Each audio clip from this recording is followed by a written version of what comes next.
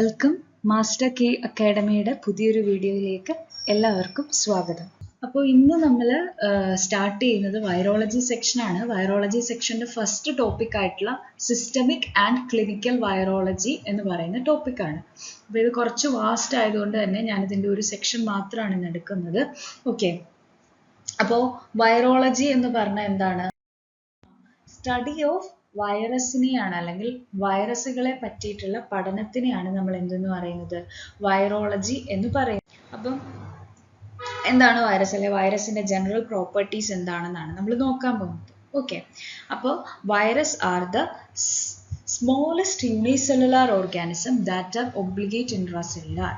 എന്താണ് obligate intracellular എന്ന് പറഞ്ഞു കഴിഞ്ഞാൽ ഒരു സെല്ലിന്റെ ഉള്ളിൽ മാത്രം കാണുന്ന ഓർഗാനിസത്തിനെയാണ് നമ്മൾ ഒബ്ലിഗേറ്റ് ഇൻട്രാസെല്ലുലാർ എന്ന് പറയുന്നത്. ഒബ്ലിഗേറ്റ് ഇൻട്രാസെല്ലുലാർ, സെല്ലിൻ്റെ ഉള്ളിൽ മാത്രം കാണുന്നതിനെയാണ് നമ്മൾ എന്തെന്ന് പറയുന്നത്? ഒബ്ലിഗേറ്റ് ഇൻട്രാസെല്ലുലാർ എന്ന് പറയുന്നത്. And they are the smallest unicellular organism. They are the smallest unicellular organism. അപ്പോൾ സ്മോളസ്റ്റ് യൂണിസെല്ലുലാർ ഓർഗാനിസം എന്ന് ചോദിച്ചു കഴിഞ്ഞാൽ ഏതാണ്? വൈറസ് ആണ്. ആൻഡ് അതുപോലെ തന്നെ ഒബ്ലിഗേറ്റ് ഇൻട്രാസെല്ലുലാർ ഓർഗാനിസവും വൈറസ് ആണ്.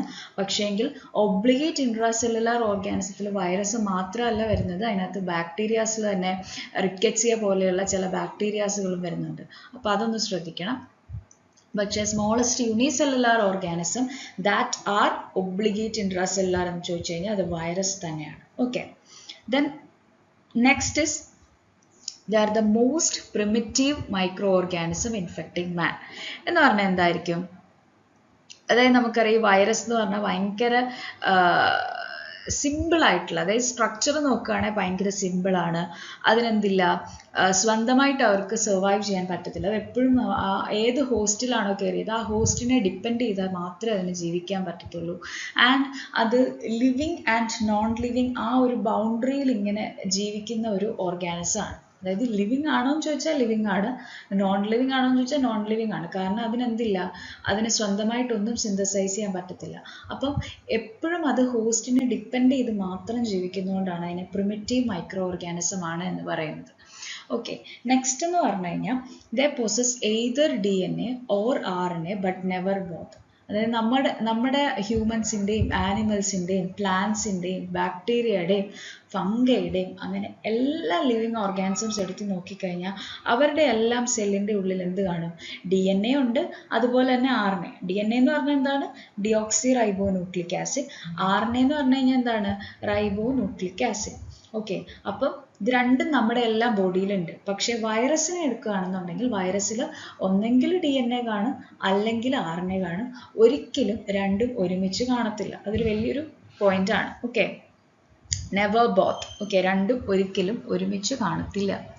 ദെൻ നെക്സ്റ്റ് എന്ന് പറഞ്ഞു കഴിഞ്ഞാൽ they cannot be grown on artificial cell free media. Artificial cell free media അതായത് നമ്മൾ ബാക്ടീരിയനെയൊക്കെ കൾച്ചർ ചെയ്യത്തില്ലേ, ബാക്ടീരിയയൊക്കെ കൾച്ചർ ചെയ്യാൻ പല മീഡിയാസ് നമ്മൾ യൂസ് ചെയ്യും. അതുപോലെ തന്നെ ഫംഗൈനെ കൾച്ചർ ചെയ്യാനും പല മീഡിയാസ് നമ്മൾ യൂസ് ചെയ്യും. ഫംഗൈനെ കൾച്ചർ ചെയ്യുമ്പോൾ SDA യൂസ് ചെയ്യാം. ബാക്ടീരിയാസിനെ കൾച്ചർ ചെയ്യാൻ നമുക്കറിയാം ന്യൂട്രിയൻ്റ് അഗാർ ഉണ്ട്, അതുപോലെ തന്നെ blood agar, MacConkey agar, XLD, SS അങ്ങനെ കുറേ മീഡിയാസ് അവൈലബിൾ ആണ്. ഇതെല്ലാം എന്താണ്? അതിനകത്തൊന്നും സെല്ലുകളില്ല. അതെല്ലാം ആർട്ടിഫിഷ്യലി നമ്മൾ എന്ത് ചെയ്യാം, സാധനങ്ങളൊക്കെ ആഡ് ചെയ്തിട്ട് നമ്മൾ തന്നെ പ്രിപ്പയർ ചെയ്യുന്നതാണ് അല്ലേ. പക്ഷേ ഈ വൈറസിൻ്റെ പ്രത്യേകത എന്ന് പറഞ്ഞാൽ അവർക്ക് ഒരിക്കലും ഈ സെൽഫ് ഫ്രീ ആയിട്ടുള്ള മീഡിയാസിൽ സർവൈവ് ചെയ്യാനായിട്ട് പറ്റത്തില്ല. പക്ഷേ അവരെ നമുക്ക് സർവൈവ് ചെയ്യാം അല്ലെങ്കിൽ അവരെ നമുക്ക് കൾച്ചർ ചെയ്തെടുക്കാൻ വേണ്ടിയിട്ട് 3 മെത്തേഡ്സ് ആണുള്ളത്. ഒന്നെന്ന് പറഞ്ഞു കഴിഞ്ഞാൽ ആനിമൽസിൽ നമ്മൾ എന്ത് ചെയ്യുക, വൈറസിനെ ഇനോക്കുലേറ്റ് ചെയ്തിൽ അതിൽ വരുന്ന ചേഞ്ചസ് നമുക്ക് നോക്കാം.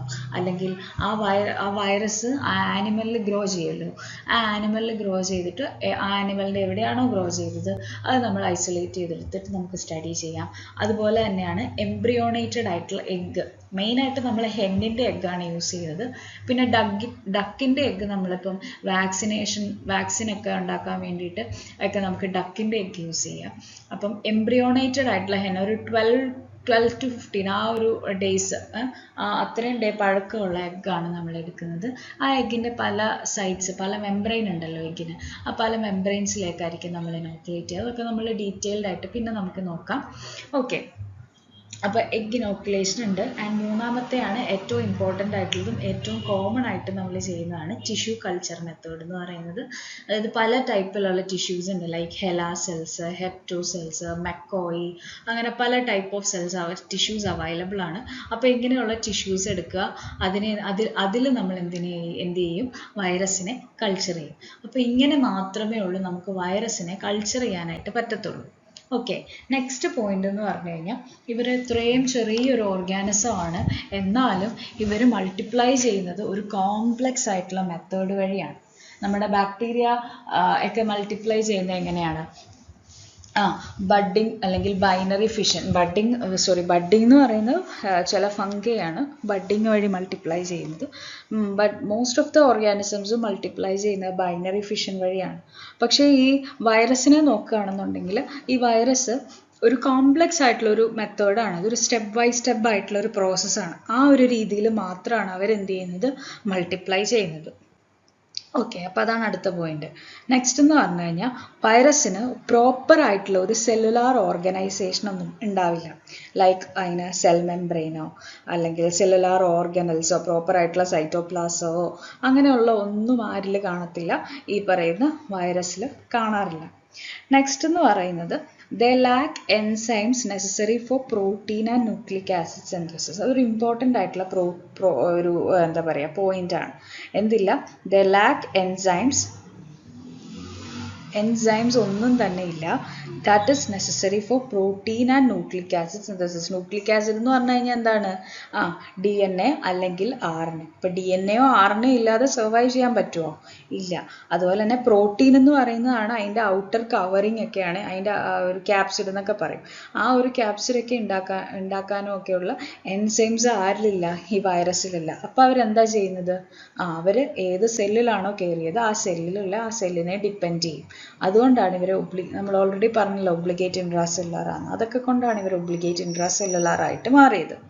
ഓക്കെ, ദെൻ ലാസ്റ്റ് പോയിന്റ് എന്ന് പറഞ്ഞു കഴിഞ്ഞാൽ they are not susceptible to antibacterial antibiotics. അതായത് ഒരിക്കലും ആൻറ്റിബാക്ടീരിയൽ ആൻറ്റിബയോട്ടിക്സ് നമ്മൾ കൊടുത്തു കഴിഞ്ഞാൽ വൈറസിന് ഒന്നും സംഭവിക്കില്ല. ഓക്കെ, നമുക്കറിയാം ആൻറ്റിബാക്ടീരിയൽ ആൻറ്റിബയോട്ടിക്സ് ആർക്കെതിരെയാണ് വർക്ക് ചെയ്യുന്നത്? ബാക്ടീരിയാസിനെതിരെയാണ് വർക്ക് ചെയ്യുന്നത്. ഇപ്പോൾ ഒരു വൈറൽ ഇൻഫെക്ഷൻ വന്നു കഴിഞ്ഞാൽ അയാൾക്ക് നമ്മൾ എന്ത് കൊടുക്കുകയാണ്, ഒരു ആൻറ്റിബയോട്ടിക് എഴുതി കൊടുക്കുകയാണെന്നുണ്ടെങ്കിൽ ഒരിക്കലും അതെന്ത് ചെയ്യില്ല, വർക്ക് ചെയ്യില്ല. അപ്പോൾ ഇത്രയൊക്കെയാണ് ജനറൽ പ്രോപ്പർട്ടീസ് ഓഫ് വൈറസ്. നമ്മൾ ആദ്യം എന്താ പറഞ്ഞത്? It is A smallest unicellular organism ആണ്, ഒബ്ലിഗേറ്റ് ഇൻട്രാസെല്ലുലാർ ആണ്, പ്രിമിറ്റീവ് മൈക്രോ ഓർഗാനിസം ആണ്, DNA അല്ലെങ്കിൽ RNA ഏതെങ്കിലും ഒന്നേ ഒരു വൈറസിൽ കാണത്തുള്ളൂ. പിന്നെ ആർട്ടിഫിഷ്യൽ മീഡിയാസിൽ ഗ്രോ ചെയ്യത്തില്ല, ആർട്ടിഫിഷ്യൽ സെൽ ഫ്രീ മീഡിയാസിൽ ഗ്രോ ചെയ്യത്തില്ല. പക്ഷേ അതിനെ ഗ്രോ ചെയ്യിക്കാൻ വേണ്ടിയിട്ടുള്ള മെത്തേഡ്സ് ആണ് എക്സ്പെരിമെൻ്റ് ആനിമൽസിനെ യൂസ് ചെയ്യുക, എംബ്രിയോണേറ്റഡ് എഗ്ഗ് യൂസ് ചെയ്യുക, ടിഷ്യൂ കൾച്ചർ യൂസ് ചെയ്യാം. പിന്നെ എന്ന് പറഞ്ഞു കഴിഞ്ഞാൽ ഇവരൊരു കോംപ്ലക്സ് മെത്തേഡ് വഴിയാണ് മൾട്ടിപ്ലൈ ചെയ്യുന്നത്, not by binary fission. Then ഒരു പ്രോപ്പർ ആയിട്ടുള്ള സെല്ലുലാർ ഓർഗനൈസേഷൻ ഉണ്ടാവില്ല. Then the lack enzymes for പ്രോട്ടീനെ ന്യൂക്ലിക് ആസിഡ് സിന്തസിസിനുള്ള എൻസൈംസ് ഇല്ല. Then not susceptible to antibacterial antibiotics. Okay, പറയുന്നത് ആൻഡ് എന്തൊക്കെയാണ് വിറിയോണിലുള്ളത് എന്നാണ് അടുത്തത് നോക്കാൻ പോകുന്നത്. ഓക്കെ, ഈ വിറിയോൺ കംപ്രൈസസ് ഓഫ് ഒരു ന്യൂക്ലിക് ആസിഡ് ഉണ്ടാവും. ന്യൂക്ലിക് ആസിഡ് എന്ന് പറയുമ്പോൾ നമുക്കറിയാം it can be DNA or RNA. അതിനെ സറൗണ്ട് ചെയ്തിട്ട് ഒരു പ്രോട്ടീൻ കോട്ട് ഉണ്ട്. ആ പ്രോട്ടീൻ കോട്ടിന് നമ്മൾ പറയുന്ന പേരാണ് ക്യാപ്സിഡ്. ഓക്കെ, അപ്പം ഒരു DNA അല്ലെങ്കിൽ RNA ഉണ്ട്. ആ DNA അല്ലെങ്കിൽ RNA സറൗണ്ട് ചെയ്തിട്ട് ഒരു പ്രോട്ടീൻ കോട്ട് ഉണ്ട്, which is known as capsid. And ഇതിനെ ഒരുമിച്ച് പറയാം, അതായത് ന്യൂക്ലിക് ആസിഡിനെയും അതിൻ്റെ കൂടെ ഈ ക്യാപ്സിഡിനെയും കൂടെ നമ്മൾ together they are known as nucleocapsid. Okay, ഇനി ചില വൈറസിനെ നോക്കുകയാണെന്നുണ്ടെങ്കിൽ some viruses has an outer envelope surrounding. ഈ ക്യാപ്സിഡിനെ സറൗണ്ട് ചെയ്തിട്ട് ഒരു ഔട്ടർ എൻവലപ്പും കൂടി പ്രസൻ്റ് ആയിരിക്കും. ഓക്കെ, അപ്പോൾ ഇത്രയാണ് മോർഫോളജിക്കൽ ഫീച്ചേഴ്സ് ഓഫ് വൈറസ് പറയുന്നത്. ഇനി നമുക്കിതിനെ ഓരോന്നിനെയും ഡീറ്റെയിൽ ആയിട്ട് നോക്കാം. ഫസ്റ്റ് നമ്മൾ ന്യൂക്ലിക് ആസിഡിനെ പറ്റി പറയുമ്പോൾ നമ്മൾ ഓൾറെഡി പറഞ്ഞു എന്താണ്, എയ്തർ DNA അല്ലെങ്കിൽ RNA ആയിരിക്കും വൈറസിൻ്റെ ഉള്ളിൽ കാണുന്നത്, ഒരിക്കലും ഒരുമിച്ച് കാണത്തില്ല. അടുത്ത പോയിന്റ് എന്ന് പറഞ്ഞു കഴിഞ്ഞാൽ ഇത് പല രീതിയിൽ ഈ ന്യൂക്ലിക് ആസിഡ് അറേഞ്ച് ചെയ്യാം. അതായത് സിംഗിൾ സ്ട്രാൻഡഡ് ഉണ്ട്, അതുപോലെ തന്നെ എന്താണ് ഡബിൾ സ്ട്രാൻഡഡ് ഉണ്ട്. ഡബിൾ സ്ട്രാൻഡഡ് നമ്മൾ നോർമലി കണ്ടിട്ടുണ്ടല്ലോ, ആ ഒരു രീതിയിൽ ഡബിൾ സ്ട്രാൻഡഡ് ഉണ്ട്.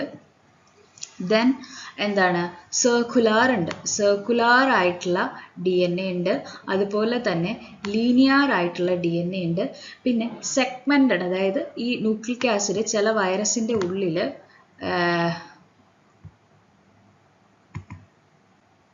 ഒരു വൈറസ് ആണെങ്കിൽ ഇതിൻ്റെ ഉള്ളിൽ ഇങ്ങനെ ചെറിയ ചെറിയ സെഗ്മെന്റ്സ് ആയിട്ട് ഇങ്ങനെ കാണും, പല സെഗ്മെന്റ്സ് ആയിട്ടായിരിക്കും അതിനെ കാണുന്നത്. പിന്നെ നോർമലി എന്താണ് ചില ബാക്കിയുള്ള മിക്ക വൈറസസിലും അൺസെഗ്മെന്റഡ് ആണ്, അതായത് സെഗ്മെന്റ്സ് ഒന്നും ഇല്ലാതെ ഇങ്ങനെ ഇങ്ങനെ ഹെലിക്കലായിട്ടോ ഇങ്ങനെ പല ഷേപ്പിൽ ഇങ്ങനെ അറേഞ്ച് ചെയ്ത രീതിയിൽ കാണാൻ സാധിക്കും. ഓക്കെ, അപ്പോൾ ന്യൂക്ലിക് ആസിഡിന്റെ അറേഞ്ച്മെന്റ് എങ്ങനെയാണ്? സിംഗിൾ സ്ട്രാൻഡഡ് ഉണ്ട്, സിംഗിൾ സ്ട്രാൻഡഡ് ഉണ്ട്, ഡബിൾ സ്ട്രാൻഡഡ് ഉണ്ട്, സർക്കുലർ പോലെ തന്നെ ലീനിയർ ഉണ്ട്, പിന്നെന്താ ഉള്ളത്? സെഗ്മെന്റ്സ് ആയിട്ട് കാണാറുണ്ട്, ആൻഡ് അൺസെഗ്മെന്റഡ് ആയിട്ടുള്ള ന്യൂക്ലിക് ആസിഡും പ്രസന്റ് ആണ്. ഇനി നമ്മൾ DNA വൈറസ് നോക്കിക്കഴിഞ്ഞ് കഴിഞ്ഞാൽ DNA virus, most of the DNA വൈറസസിനും ഡബിൾ സ്ട്രാൻഡഡ് ആണ്. ഈ dsDNAന്റെ അർത്ഥം ഡബിൾ സ്ട്രാൻഡഡ് DNA എന്നാണ്. ഒരു എക്സെപ്ഷൻ പറയുന്നത് പാവോ വൈറസ് ആണ്. ഈ പാവോ വൈറസിന്റെ പ്രത്യേകത അവർക്ക് ഒറ്റ സ്ട്രാൻഡ് ഓഫ് DNA, അതായത് സിംഗിൾ സ്ട്രാൻഡഡ് DNA ആണുള്ളത്. RNA വൈറസിനാണെന്നുണ്ടെങ്കിൽ സിംഗിൾ സ്ട്രാൻഡഡ് RNA ആണ്. എക്സെപ്ഷൻ ആരാണ്? രണ്ട് എക്സെപ്ഷൻ ആണുള്ളത്. ഒന്ന് റിയോ വൈറസ്, രണ്ട് റിട്രോ വൈറസ്. റിയോ വൈറസിന്റെ എക്സാമ്പിൾ ആണ് റോട്ട വൈറസ്. റിയോ വൈറസിനകത്ത് വരുന്നത് അവർക്ക് ഡബിൾ സ്ട്രാൻഡഡ് ആയിട്ടുള്ള RNA ആയിരിക്കും.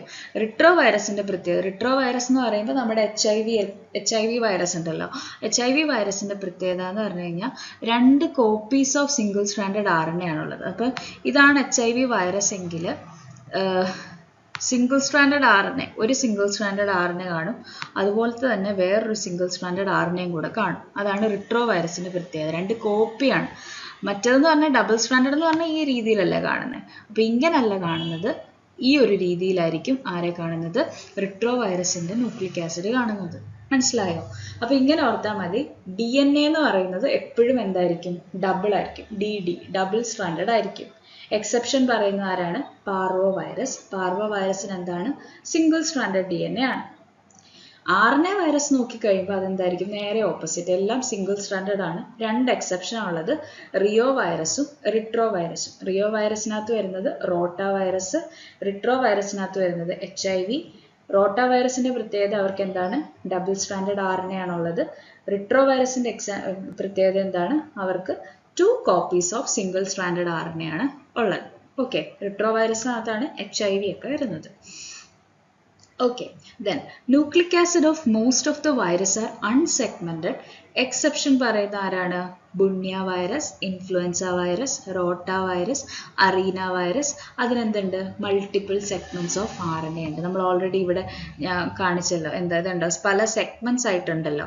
അപ്പോൾ ആ പല സെഗ്മെന്റ്സ് ആയിട്ടുള്ള ചില വൈറസുകൾ ആരൊക്കെയാണ്? Bunya virus, influenza virus, rota virus, arena virus. ഇത്രയും വൈറസുകൾക്ക് എന്തുണ്ട്? സെഗ്മെന്റഡ് ആയിട്ടുള്ള RNA ആണുള്ളത്. അപ്പൊ സെഗ്മെന്റഡ് ആയിട്ടുള്ള DNA വൈറസ് ഇല്ല, സെഗ്മെന്റഡ് ആയിട്ടുള്ള RNA വൈറസ് മാത്രമേ ഉള്ളൂ. ഓക്കെ, അപ്പൊ ന്യൂക്ലിക് ആസിഡ്. നെക്സ്റ്റ് എന്ന് പറയുന്ന ക്യാപ്സിഡിനെ പറ്റിയിട്ടാണ്. നമ്മൾ ഓൾറെഡി പറഞ്ഞു, ക്യാപ്സിഡ് എന്ന് പറഞ്ഞാൽ എന്താണ്? ന്യൂക്ലിക് ആസിഡിനെ കവർ ചെയ്യുന്ന ഒരു ആവരണത്തിനെയാണ് നമ്മൾ എന്തെന്ന് പറയുന്നത്? ക്യാപ്സിഡ് എന്ന് പറയുന്നത്. അപ്പൊ ഈ ക്യാപ്സിഡ് ഉണ്ടാക്കിയിരിക്കുന്നത് number of repeated protein subunits ആണ്. അതിനെ നമ്മൾ ക്യാപ്സോമിയർ എന്നാണ് പറയുന്നത്. ഓക്കെ, ക്യാപ്സോമിയർ കൊണ്ടിട്ടാണ് എന്തുണ്ടാക്കിയിരിക്കുന്നത്? ക്യാപ്സിഡ് ഉണ്ടാക്കിയിരിക്കുന്നത്. ഫങ്ഷൻസ് ഓഫ് ക്യാപ്സിഡ് എന്ന് പറയുമ്പോൾ ഫസ്റ്റ് ഫങ്ഷൻ എന്ന് പറഞ്ഞു കഴിഞ്ഞാൽ എന്താണ്? ഈ ഉള്ളിലിരിക്കുന്ന ന്യൂക്ലിക് ആസിഡിനെ എക്സ്റ്റേണൽ എൻവയോൺമെന്റിൽ നിന്നും പ്രൊട്ടക്ട് ചെയ്യുക എന്നുള്ളതാണ്. അപ്പോൾ എക്സ്റ്റേണൽ ന്യൂക്ലിക് ആസിഡിനെ ഡിസ്ട്രോയ് ചെയ്യുന്ന എൻസൈംസ് പോലെയുള്ള ന്യൂക്ലിയസ് പോലെയുള്ള എൻസൈംസ് ആണ്.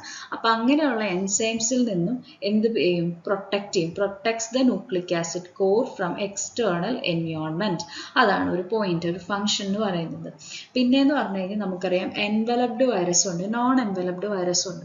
അപ്പോൾ എൻവലപ്ഡ് വൈറസിന്റെ കേസ് എടുക്കുകയാണെന്നുണ്ടെങ്കിൽ എൻവലപ്ഡ് വൈറസിന്റെ സർഫസിൽ റിസപ്റ്റേഴ്സ് ഉണ്ടാവും.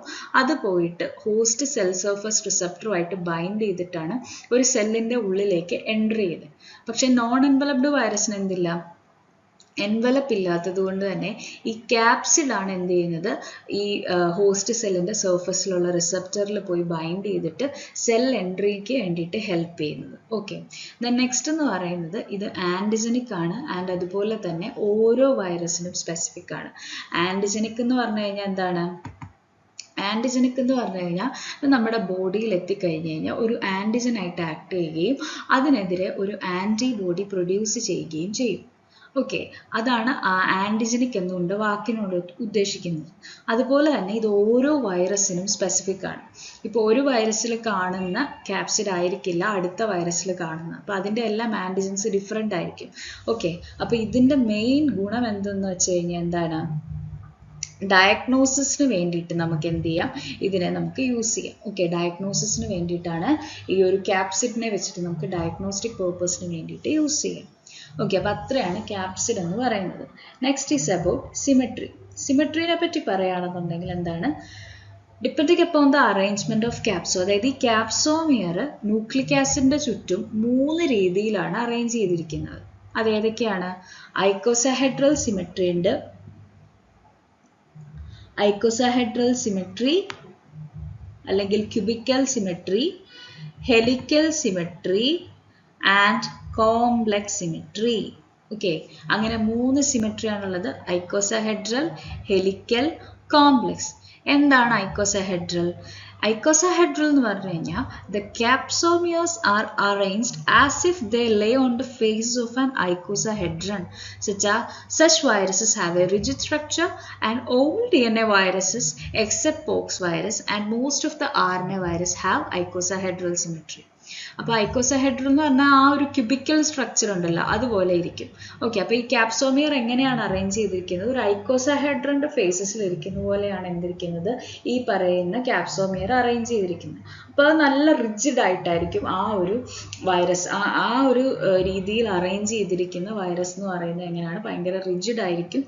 ആൻഡ് എക്സാമ്പിൾ പറയുകയാണെന്നുണ്ടെങ്കിൽ എല്ലാ DNA വൈറസ് എക്സെപ്ഷൻ പറയുന്ന നമ്മുടെ പോക്സ് വൈറസ് ഉണ്ടല്ലോ, പോക്സ് വൈറസ് എന്താ കോസ് ചെയ്യുന്നത്? സ്മോൾ പോക്സ് കോസ് ചെയ്യുന്ന പോക്സ് വൈറസ്. അതുപോലെ തന്നെ മോസ്റ്റ് ഓഫ് ദ RNA വൈറസസിനും എന്താണ്? ഈ ഐക്കോസാഹെഡ്രൽ സിമെട്രിയാണ് ഉള്ളത്. ഈ രണ്ടാമത്തെ സിമെട്രി എന്ന് പറഞ്ഞു കഴിഞ്ഞാൽ എന്താണ്? Helical symmetry. അപ്പോൾ ഹെലിക്കൽ എന്ന് പറഞ്ഞാൽ നമുക്കറിയാം എന്താണ്?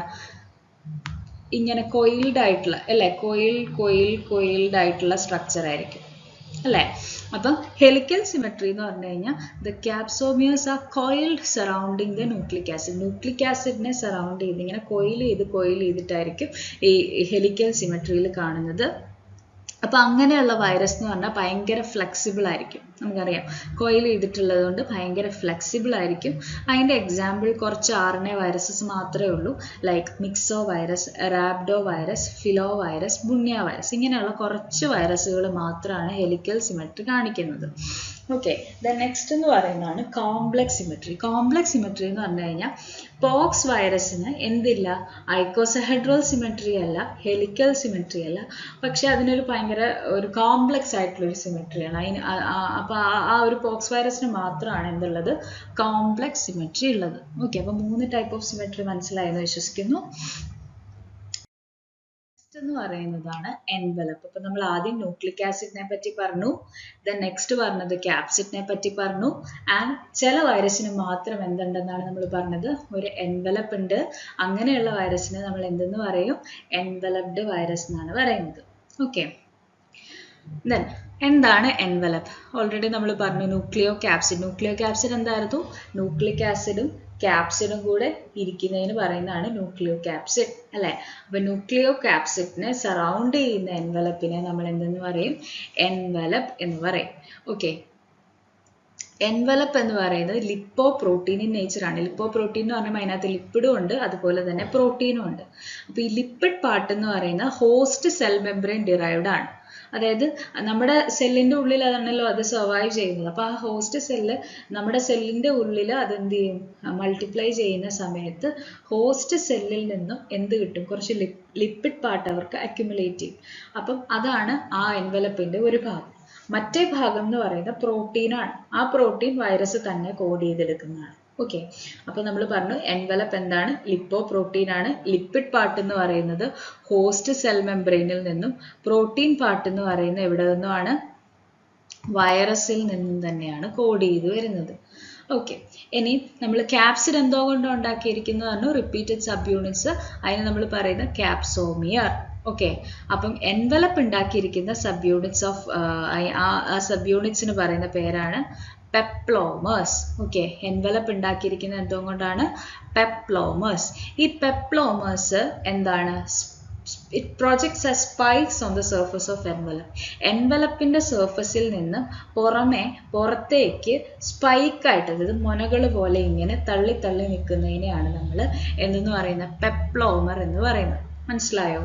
എൻവലപ്പിന്റെ പുറമെ സ്പൈക്സ് ആയിട്ട് തള്ളി നിൽക്കുന്ന ഇതിനെ ഒരു സ്ട്രക്ചറിനെയാണ് നമ്മൾ എന്തെന്ന് പറയുന്നത്? പെപ്ലോമേഴ്സ് എന്ന് പറയുന്നത്. ഓക്കെ, പിന്നെ ചില വൈറസിനെ നമ്മൾ എടുത്തു നോക്കുകയാണെങ്കിൽ ഒന്നിൽ കൂടുതൽ പെപ്ലോമേഴ്സ് കാണും. ഇപ്പോൾ ഇൻഫ്ലുവൻസ വൈറസിന്റെ സ്ട്രക്ചർ നോക്കുകയാണെന്നുണ്ടെങ്കിൽ ഇൻഫ്ലുവൻസ വൈറസിന് എന്തുണ്ട്? ഹീമാഗ്ലൂട്ടിനിൻ അതുപോലെ തന്നെ ന്യൂറാമിനിഡേസ് പെപ്ലോമേഴ്സ്, 2 ടൈപ്പിലുള്ള പെപ്ലോമേഴ്സ് ആണുള്ളത്. അതിന് രണ്ടിനും 2 ഷേപ്പ് ആയിരിക്കും. ഒന്നിപ്പോൾ ഇങ്ങനെ ഒരു ഇങ്ങനെയാണെങ്കിൽ മറ്റേതെന്ന് പറയുന്നത് എങ്ങനെയായിരിക്കും? അതായത് 2 സ്ട്രക്ചറിലൊക്കെ കാണും. അപ്പോൾ ഒന്ന് എന്താണ്? ന്യൂറാമിനിഡേസും ഒന്ന് ഹീമാഗ്ലൂട്ടിനിൻ. അങ്ങനെ 2 ടൈപ്പിലുള്ള പെപ്ലോമേഴ്സ് കാണിക്കുന്ന വൈറസിന്റെ എക്സാമ്പിൾ ആണ് ഇൻഫ്ലുവൻസ വൈറസ്. ആൻഡ് മിക്ക വൈറസസിനും എന്താണ്? ഒരൊറ്റ പെപ്ലോമർ ഒക്കെ. നമ്മൾ കൊറോണ വൈറസ് ഒക്കെ പഠിച്ചിട്ടില്ല? കൊറോണ വൈറസിലൊക്കെ കണ്ട പോലെ ഒറ്റ പെപ്ലോമറേ കാണത്തുള്ളൂ. ഓക്കെ, പിന്നെ എൻവലപ്ഡ് വൈറസിന്റെ ഒരു പ്രശ്നം എന്താന്ന് പറഞ്ഞു കഴിഞ്ഞാൽ they are more susceptible to heat and lipid solvents like ether പോലെയുള്ള സോൾവെന്റ്സും അതുപോലെ തന്നെ ഹീറ്റിനോടും ഒക്കെ ഭയങ്കര സസെപ്റ്റബിൾ ആയിട്ടുള്ള ആൾക്കാരാണ് ഈ എൻവലപ്ഡ് വൈറസ് എന്ന് പറയുന്നത്. പിന്നെ they are highly antigenic. Okay, നമ്മൾ മുമ്പേ ക്യാപ്സിഡ് പറഞ്ഞപ്പോഴും പറഞ്ഞു ആന്റിജനിക് ആണ്, അതുപോലെ തന്നെ എൻവലപ്പും എന്താണ്? ആന്റിജനിക് ആണ്. ഓക്കെ, അപ്പം എൻവലപ്പ് ആന്റിജനിക് ആയതുകൊണ്ട് തന്നെ എൻവലപ്പ് വെച്ചിട്ട് നമുക്ക് അപ്പം എന്ത് ചെയ്യാം? ഡയഗ്നോസ്റ്റിക് പേർപ്പസിന് വേണ്ടിയിട്ട് യൂസ് ചെയ്യാം. ലൈക്ക് ഇപ്പോൾ ഹെപ്പറ്റൈറ്റിസ് ബി ഒക്കെ ഡിറ്റക്ട് ചെയ്യാൻ നമ്മൾ HBsAg, ഹെപ്പറ്റൈറ്റിസ് ബിയുടെ സർഫസ് ആൻറ്റിജൻ, അതൊരു എൻവലപ്പാണ്. ഓക്കെ, അപ്പോൾ അതൊക്കെ നമുക്ക് നോക്കാം. ഡയഗ്നോസ്റ്റിക് പേർപ്പസിന് ഭയങ്കര ഇമ്പോർട്ടൻ്റ് ആണ് envelope. Okay, then they can also bind to specific receptors on host cell, thus facilitating the entry of virus. അത് നമ്മൾ ഓൾറെഡി പറഞ്ഞു അല്ലേ? എൻവലപ്ഡ് ആയിട്ടുള്ള വൈറസിന്റെ ഈ പെപ്ലോമേഴ്സ് പോയിട്ടായിരിക്കും ഈ ബൈൻഡ് ചെയ്യുന്നത്, അങ്ങനെ ഹോസ്റ്റ് സെല്ലിന്റെ ഉള്ളിലേക്ക് എൻട്രി ചെയ്യാനായിട്ട് ഹെൽപ്പ് ചെയ്യും. പിന്നെ മിക്ക വൈറസസും എൻവലപ്ഡ് ആണ്. എക്സെപ്ഷൻ പറയുമ്പോൾ നോൺ എൻവലപ്ഡ് ആയിട്ടുള്ള DNA വൈറസ് എന്ന് പറയുമ്പോൾ ആരൊക്കെയാണ്? Parvo virus, adeno virus, papova virus. Non enveloped DNA virus ആരൊക്കെയാണ്? പാർവോ വൈറസ്, അഡിനോ വൈറസ്, അതുപോലെ തന്നെ പപ്പോവ വൈറസ്. ഇനി നോൺ എൻവലപ്ഡ് ആയിട്ടുള്ള RNA വൈറസ് ആരൊക്കെയാണ്? Picorna virus, reo virus, calici virus, hepatitis A virus, hepatitis E virus. Non enveloped RNA virus ആരൊക്കെയാണ്?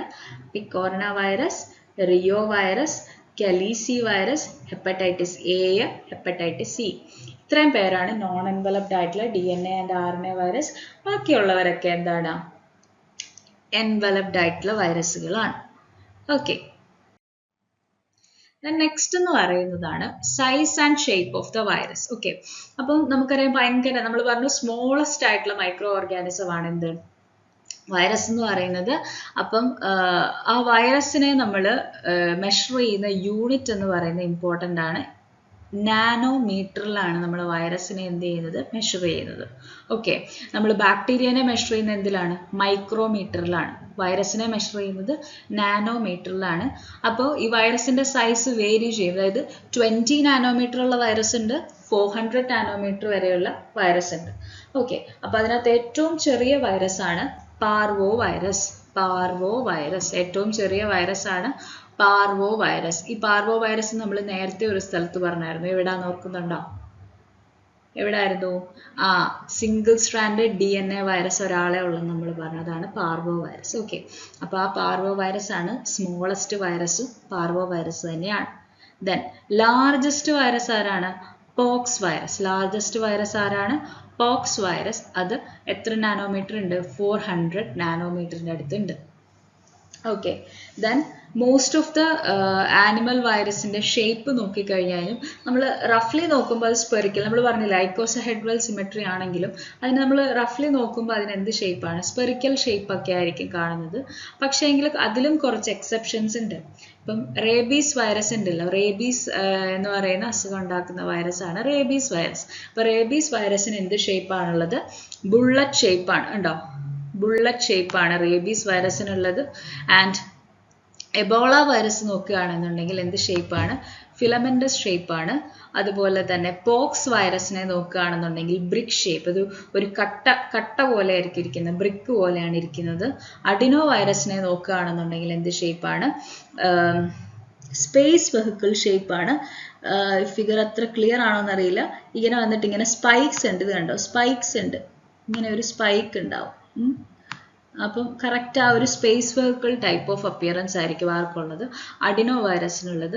Then റോട്ട virus നോക്കുകയാണെന്നുണ്ടെങ്കിൽ wheel ഷേപ്പാണ്. അതുപോലെ തന്നെ tobacco mosaic virus road shape, പിന്നെ അങ്ങനെ പല മോർഫോളജിക്കൽ ഫീച്ചേഴ്സ് കാണിക്കും. ഓക്കെ, അപ്പോൾ അതാണ് ഷേപ്പിനെ പറ്റിയിട്ട് പറയാനുള്ളത്. സൈസ് നമ്മൾ പറഞ്ഞു എത്രയാണ്, 20 to 400 നാനോമീറ്ററിലാണ് മെഷർ ചെയ്യുന്നത്. സ്മോളസ്റ്റ് വൈറസ് എന്ന് പറയുന്ന പാർവോ വൈറസ് ആണ്.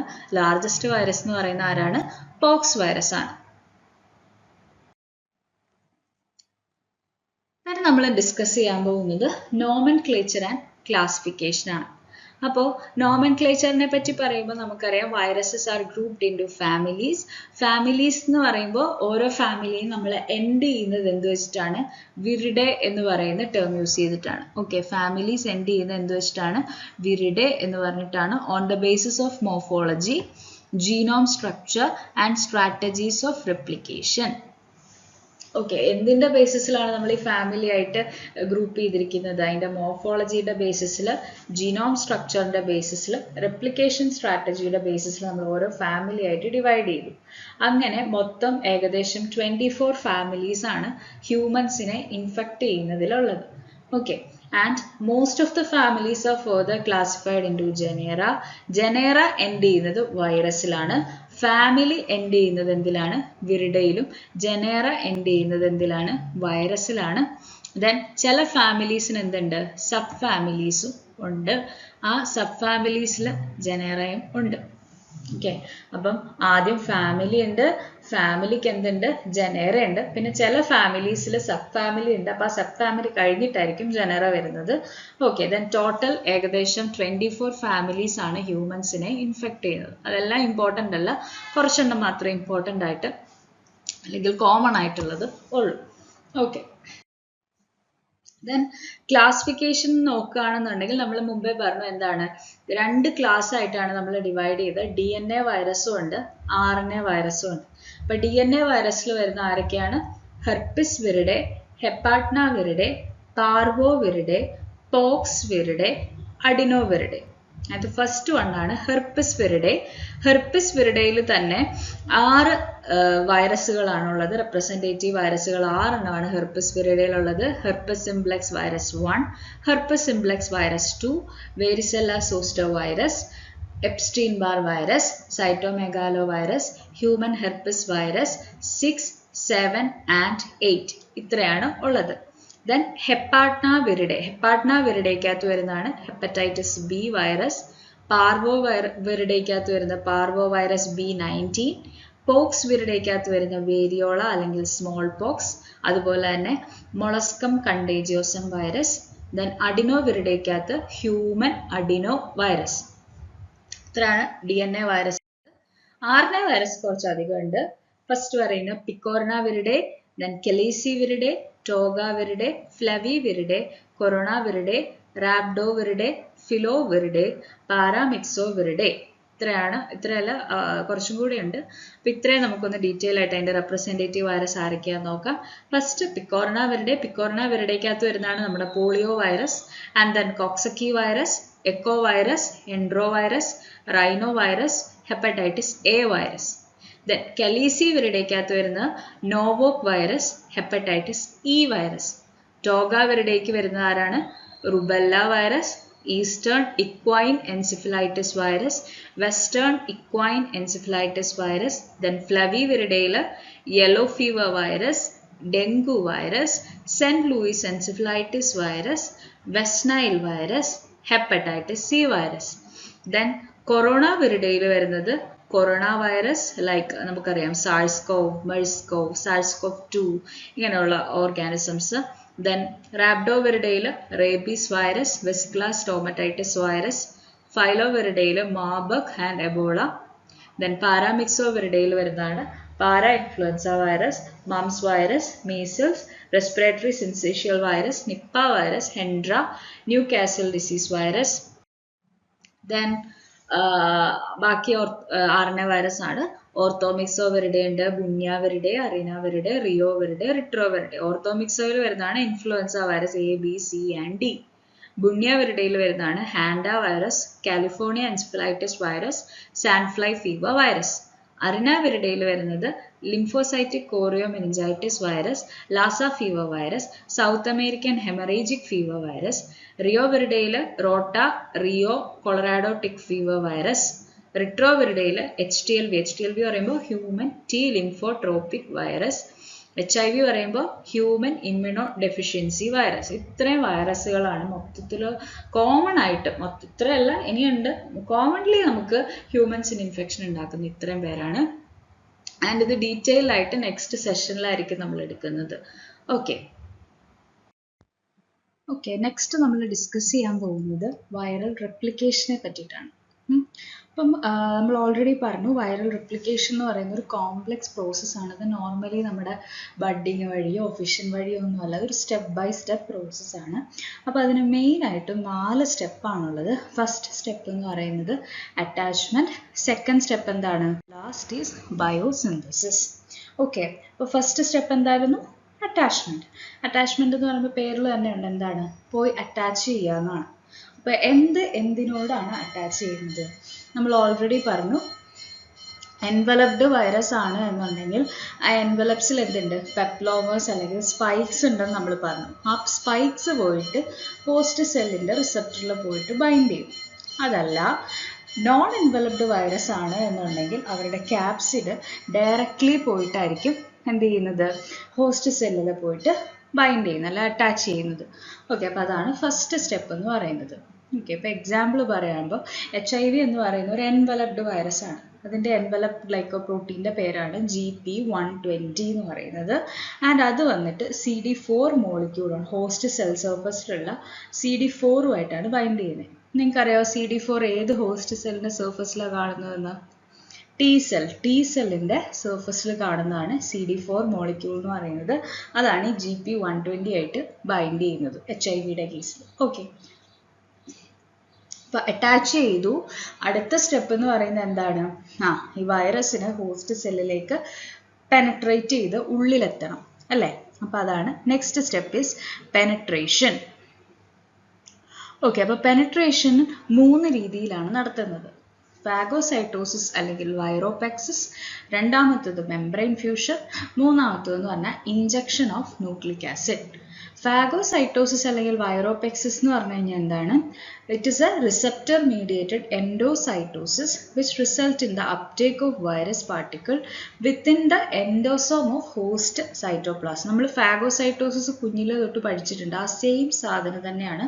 അതായത് ഒരു വൈറസ് വന്നിട്ട് ഹോസ്റ്റ് സെല്ലിൻ്റെ സർഫസിൽ വന്നിട്ട് ബൈൻഡ് ചെയ്യുന്നു. അപ്പോൾ എന്ത് സംഭവിക്കും?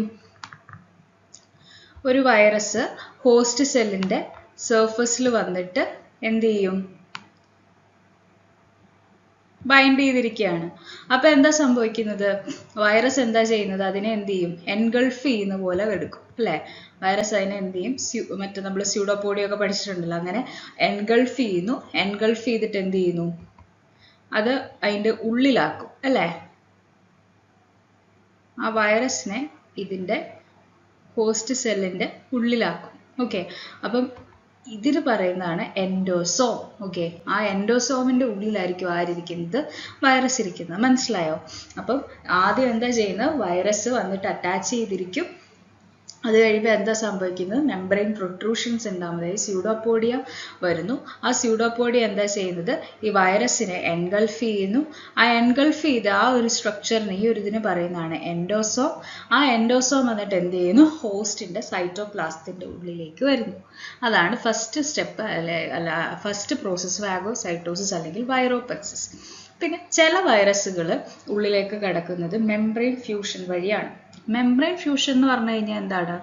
അതായത് ചില enveloped virus like HIV virus എങ്ങനെയാണ് സെല്ലിൻ്റെ ഉള്ളിലേക്ക് കയറുന്നത് എന്ന് പറഞ്ഞു കഴിഞ്ഞാൽ പ്ലാസ്മ മെംബ്രെയിനുമായിട്ട് ബൈൻഡ് ചെയ്തിട്ട് അത് ഫ്യൂസ് ചെയ്ത് ഉള്ളിലേക്ക് എത്തും. മനസ്സിലായോ? Some enveloped virus like HIV എന്താ ചെയ്യുന്നത്? enters by fusion of envelope with plasma membrane of the host. അതായത് ഹോസ്റ്റിന്റെ പ്ലാസ്മ മെംബ്രെയിനും വൈറസും തമ്മിൽ എന്ത് ചെയ്യുന്നു? ഫ്യൂസ് ചെയ്യും. അങ്ങനെ ഫ്യൂസ് ചെയ്തിട്ട് എന്ത് ചെയ്യും? സെല്ലിന്റെ ഉള്ളിലേക്ക് എൻ്റർ ചെയ്യുന്ന രീതിയിലായിരിക്കും അവർ വരുന്നത്. മനസ്സിലായോ? ഓക്കെ, ഇത് ഞാൻ ഫിഗർ ചുമ്മാ റഫായിട്ട് മനസ്സിലാവാൻ വേണ്ടി കാണിച്ചാൽ മാത്രമാണ്. ഓക്കെ, അതാണ് മെംബ്രെയിൻ ഫ്യൂഷൻ എന്ന് പറയുന്നത്. ഒന്നുമില്ല, ഇങ്ങനെ ഓർത്താൽ മതി.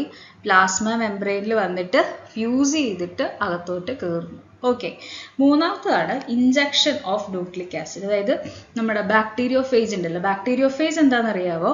ബാക്ടീരിയോഫേജ് എന്ന് പറഞ്ഞു കഴിഞ്ഞാൽ വൈറസ് ദാറ്റ് ഇൻഫെക്ട് ബാക്ടീരിയ. ഹ്യൂമൻസിനെ അല്ല, ബാക്ടീരിയനെ ഇൻഫെക്ട് ചെയ്യുന്ന വൈറസുകളെയാണ് നമ്മൾ ബാക്ടീരിയോഫേജ് എന്ന് പറയുന്നത്. അപ്പോൾ ഈ ബാക്ടീരിയോഫേജിന്റെ പ്രശ്നം എന്ന് പറഞ്ഞു കഴിഞ്ഞാൽ അവർ ഈ പറയുന്ന ഫാഗോസൈറ്റോസിസ് വഴിയോ മെംബ്രെയിൻ ഫ്യൂഷൻ വഴിയോ ഒന്നും അല്ല അവർ എന്ത് ചെയ്യുന്നത്? ഉള്ളിലേക്ക് കടത്തിവിടുന്നത്. അവരെന്താ ചെയ്യുന്നത്? ഡയറക്റ്റ്ലി ന്യൂക്ലിക് ആസിഡ് സെൽ വോളിലേക്ക് ഇഞ്ചക്ട് ചെയ്ത് വിടും. ഓക്കെ, എന്താ ചെയ്യുന്നത്? ന്യൂക്ലിക് ആസിഡിനെ സെൽ വോളിലേക്ക് ഇഞ്ചക്ട് ചെയ്യും. അതിനെയാണ് നമ്മൾ എന്തെന്ന് പറഞ്ഞത്? ഇഞ്ചക്ഷൻ ഓഫ് ന്യൂക്ലിക് ആസിഡ് എന്ന് പറയുന്നത്. ആരാ കാണിക്കുന്നത്? ബാക്ടീരിയോഫേജ് ആണ് കാണിക്കുന്നത്. ഇപ്പോൾ ബാക്കിയുള്ള സ്ട്രക്ചർ ഉണ്ട്, അതായത് ക്യാപ്സിഡ് ഒക്കെ ഉണ്ടല്ലോ, ക്യാപ്സിഡ് ഒക്കെ പുറമെ അറ്റാച്ച് ചെയ്ത് സെല്ലിന്റെ സർഫസിൽ, അതായത് സെൽ വോളിൽ അറ്റാച്ച് ചെയ്ത് കാണിക്കും. ന്യൂക്ലിക് ആസിഡ് മാത്രമായിരിക്കും സെല്ലിന്റെ ഉള്ളിലേക്ക് എൻ്റർ ചെയ്യുക. ഓക്കെ,